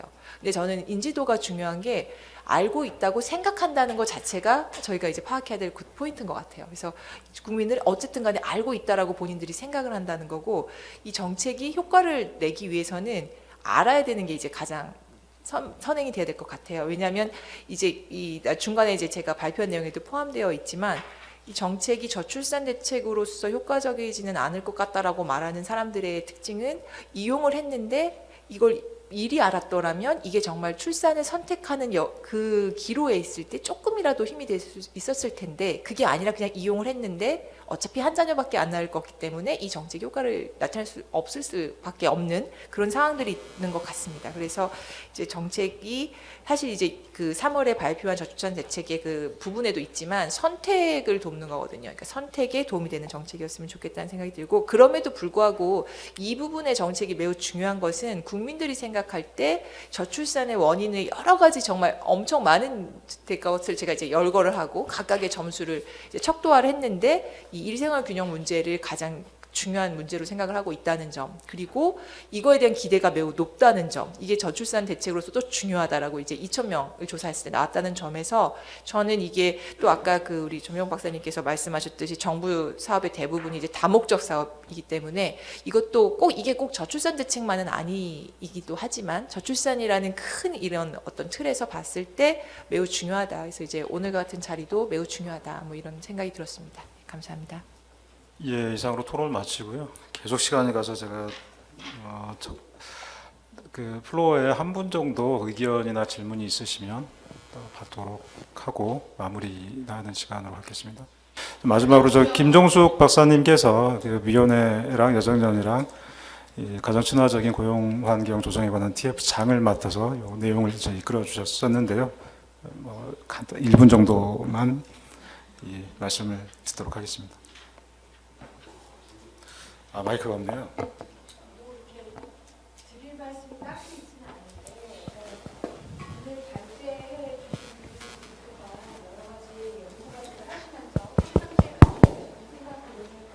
짧은 기간 안에 조사하시고 그 결과 정리하시느라고 사실 고생을 많이 하셨는데, 요 기회에 이게 바로 이제 정책에 반영된다기보다는 이 제안된 내용들을 가지고 빠른 시일 안에 좀 검토가 되고 정책으로 도입될 수 있기를 좀 바라고 있고요. 그 과정에 전문가들이 다시 이제 쭉 함께 해주셨으면 감사하겠다는 말씀 드리고 싶고, 아까 김지영 박사님께서 클라우디아 골딘 말씀을 해주셨는데, 클라우디아 골딘의 그 연구 결과를 보면은 그 미국의 쭉 시계열을 여러 단계로 구분해 놓고 있는데, 그게 이제 지금 서구 선진국들이 커리어 앤 패밀리 단계에 와 있는데, 우리나라는 지금 커리어 댄 패밀리 단계에 지금 지체되어 있는 거잖아요. 그래서 그것들을 빨리 커리어 앤 패밀리 단계를 이행시킬 수 있도록 하는 그런 지혜가 좀 필요한 그런 시기라고 생각합니다. 감사합니다. 예, 오늘 저 세 분 전문가의 발제, 그다음에 세 분의 또 전문가들의 토론 얘기를 들었습니다. 이 주제가 크게 보아 이제 세 가지 정도로 이제 구분이 될 수 있을 것 같은데, 첫 번째가 육아휴직에 관해서 실질적인 소득 보장 대체율을 어떻게 가져갈 것인가, 뭐 여러 가지 방법이 있겠지만 단기적으로는 사후지급금을 접근하는 것이 가장 빠른 방법이겠다. 예, 사후지급금 폐지에 대해서는 대부분의 발제자 토론자분들이 이제 찬성을 하신 것 같습니다. 두 번째, 육아휴직 육아기 근로시간 단축제도, 여기는 이제 지금 사용률이 높아가고는 있지만 육아휴직에 대해서 인지도나 사용률이 극히 미비하기 때문에 앞으로 추가적인 강화 대책이 필요한데, 육아휴직과 어떻게 좀 더 유연하게 사용할 수 있는 조건을 만들어줄까, 여기에 대한 논의들이 좀 많이 있었고요. 아울러 이제 사업주에 대한 지원 대책으로 재정적인 지원 대책이 효율적이지 마냐, 여기에 대해서는 좀 신중할 필요가 있겠다, 이런 의견도 좀 나왔던 것 같습니다. 그리고 이제 아울러서 이제 선택지를 여러 가지로 출산과 양육에 대한 선택을 하기 위해서는 알아야 되는데 모르는 사람이 너무 많더라. 여기에 대한 이제 반성에 관한 정책 개입의 추가적인 필요성도 있겠다. 이제 이런 얘기도 이제 주셨습니다. 이제 위원회에서 이제 3월 28일 날 이제 5개 분야의 저출산 핵심 분야를 발표하면서 일육아 병행, 아이와 함께하는 시간이라는 걸 가장 이제 첫 번째로 내세웠고, 지금도 앞으로 그 5대 분야 중에 가장 첫 번째 핵심 분야로 꼽고 있습니다. 오늘 나온 그 TF의 결과물, 또 제안 주신 내용, 토론해 주신 내용을 가지고 저희 위원회에서도 관계부처들과 이제 협의를 통해서 기본 계획의 수정 또는 재구조화에 반영하도록 적극적으로 노력하겠습니다. 오늘 발제해 주신 전문가, 토론해 주신 3분, 그리고 오늘 토론에 열어주신 저출산 고령사회위원회와 여정연에 감사드리겠습니다. 이상으로 토론을 마치도록 하겠습니다. 수고하셨습니다.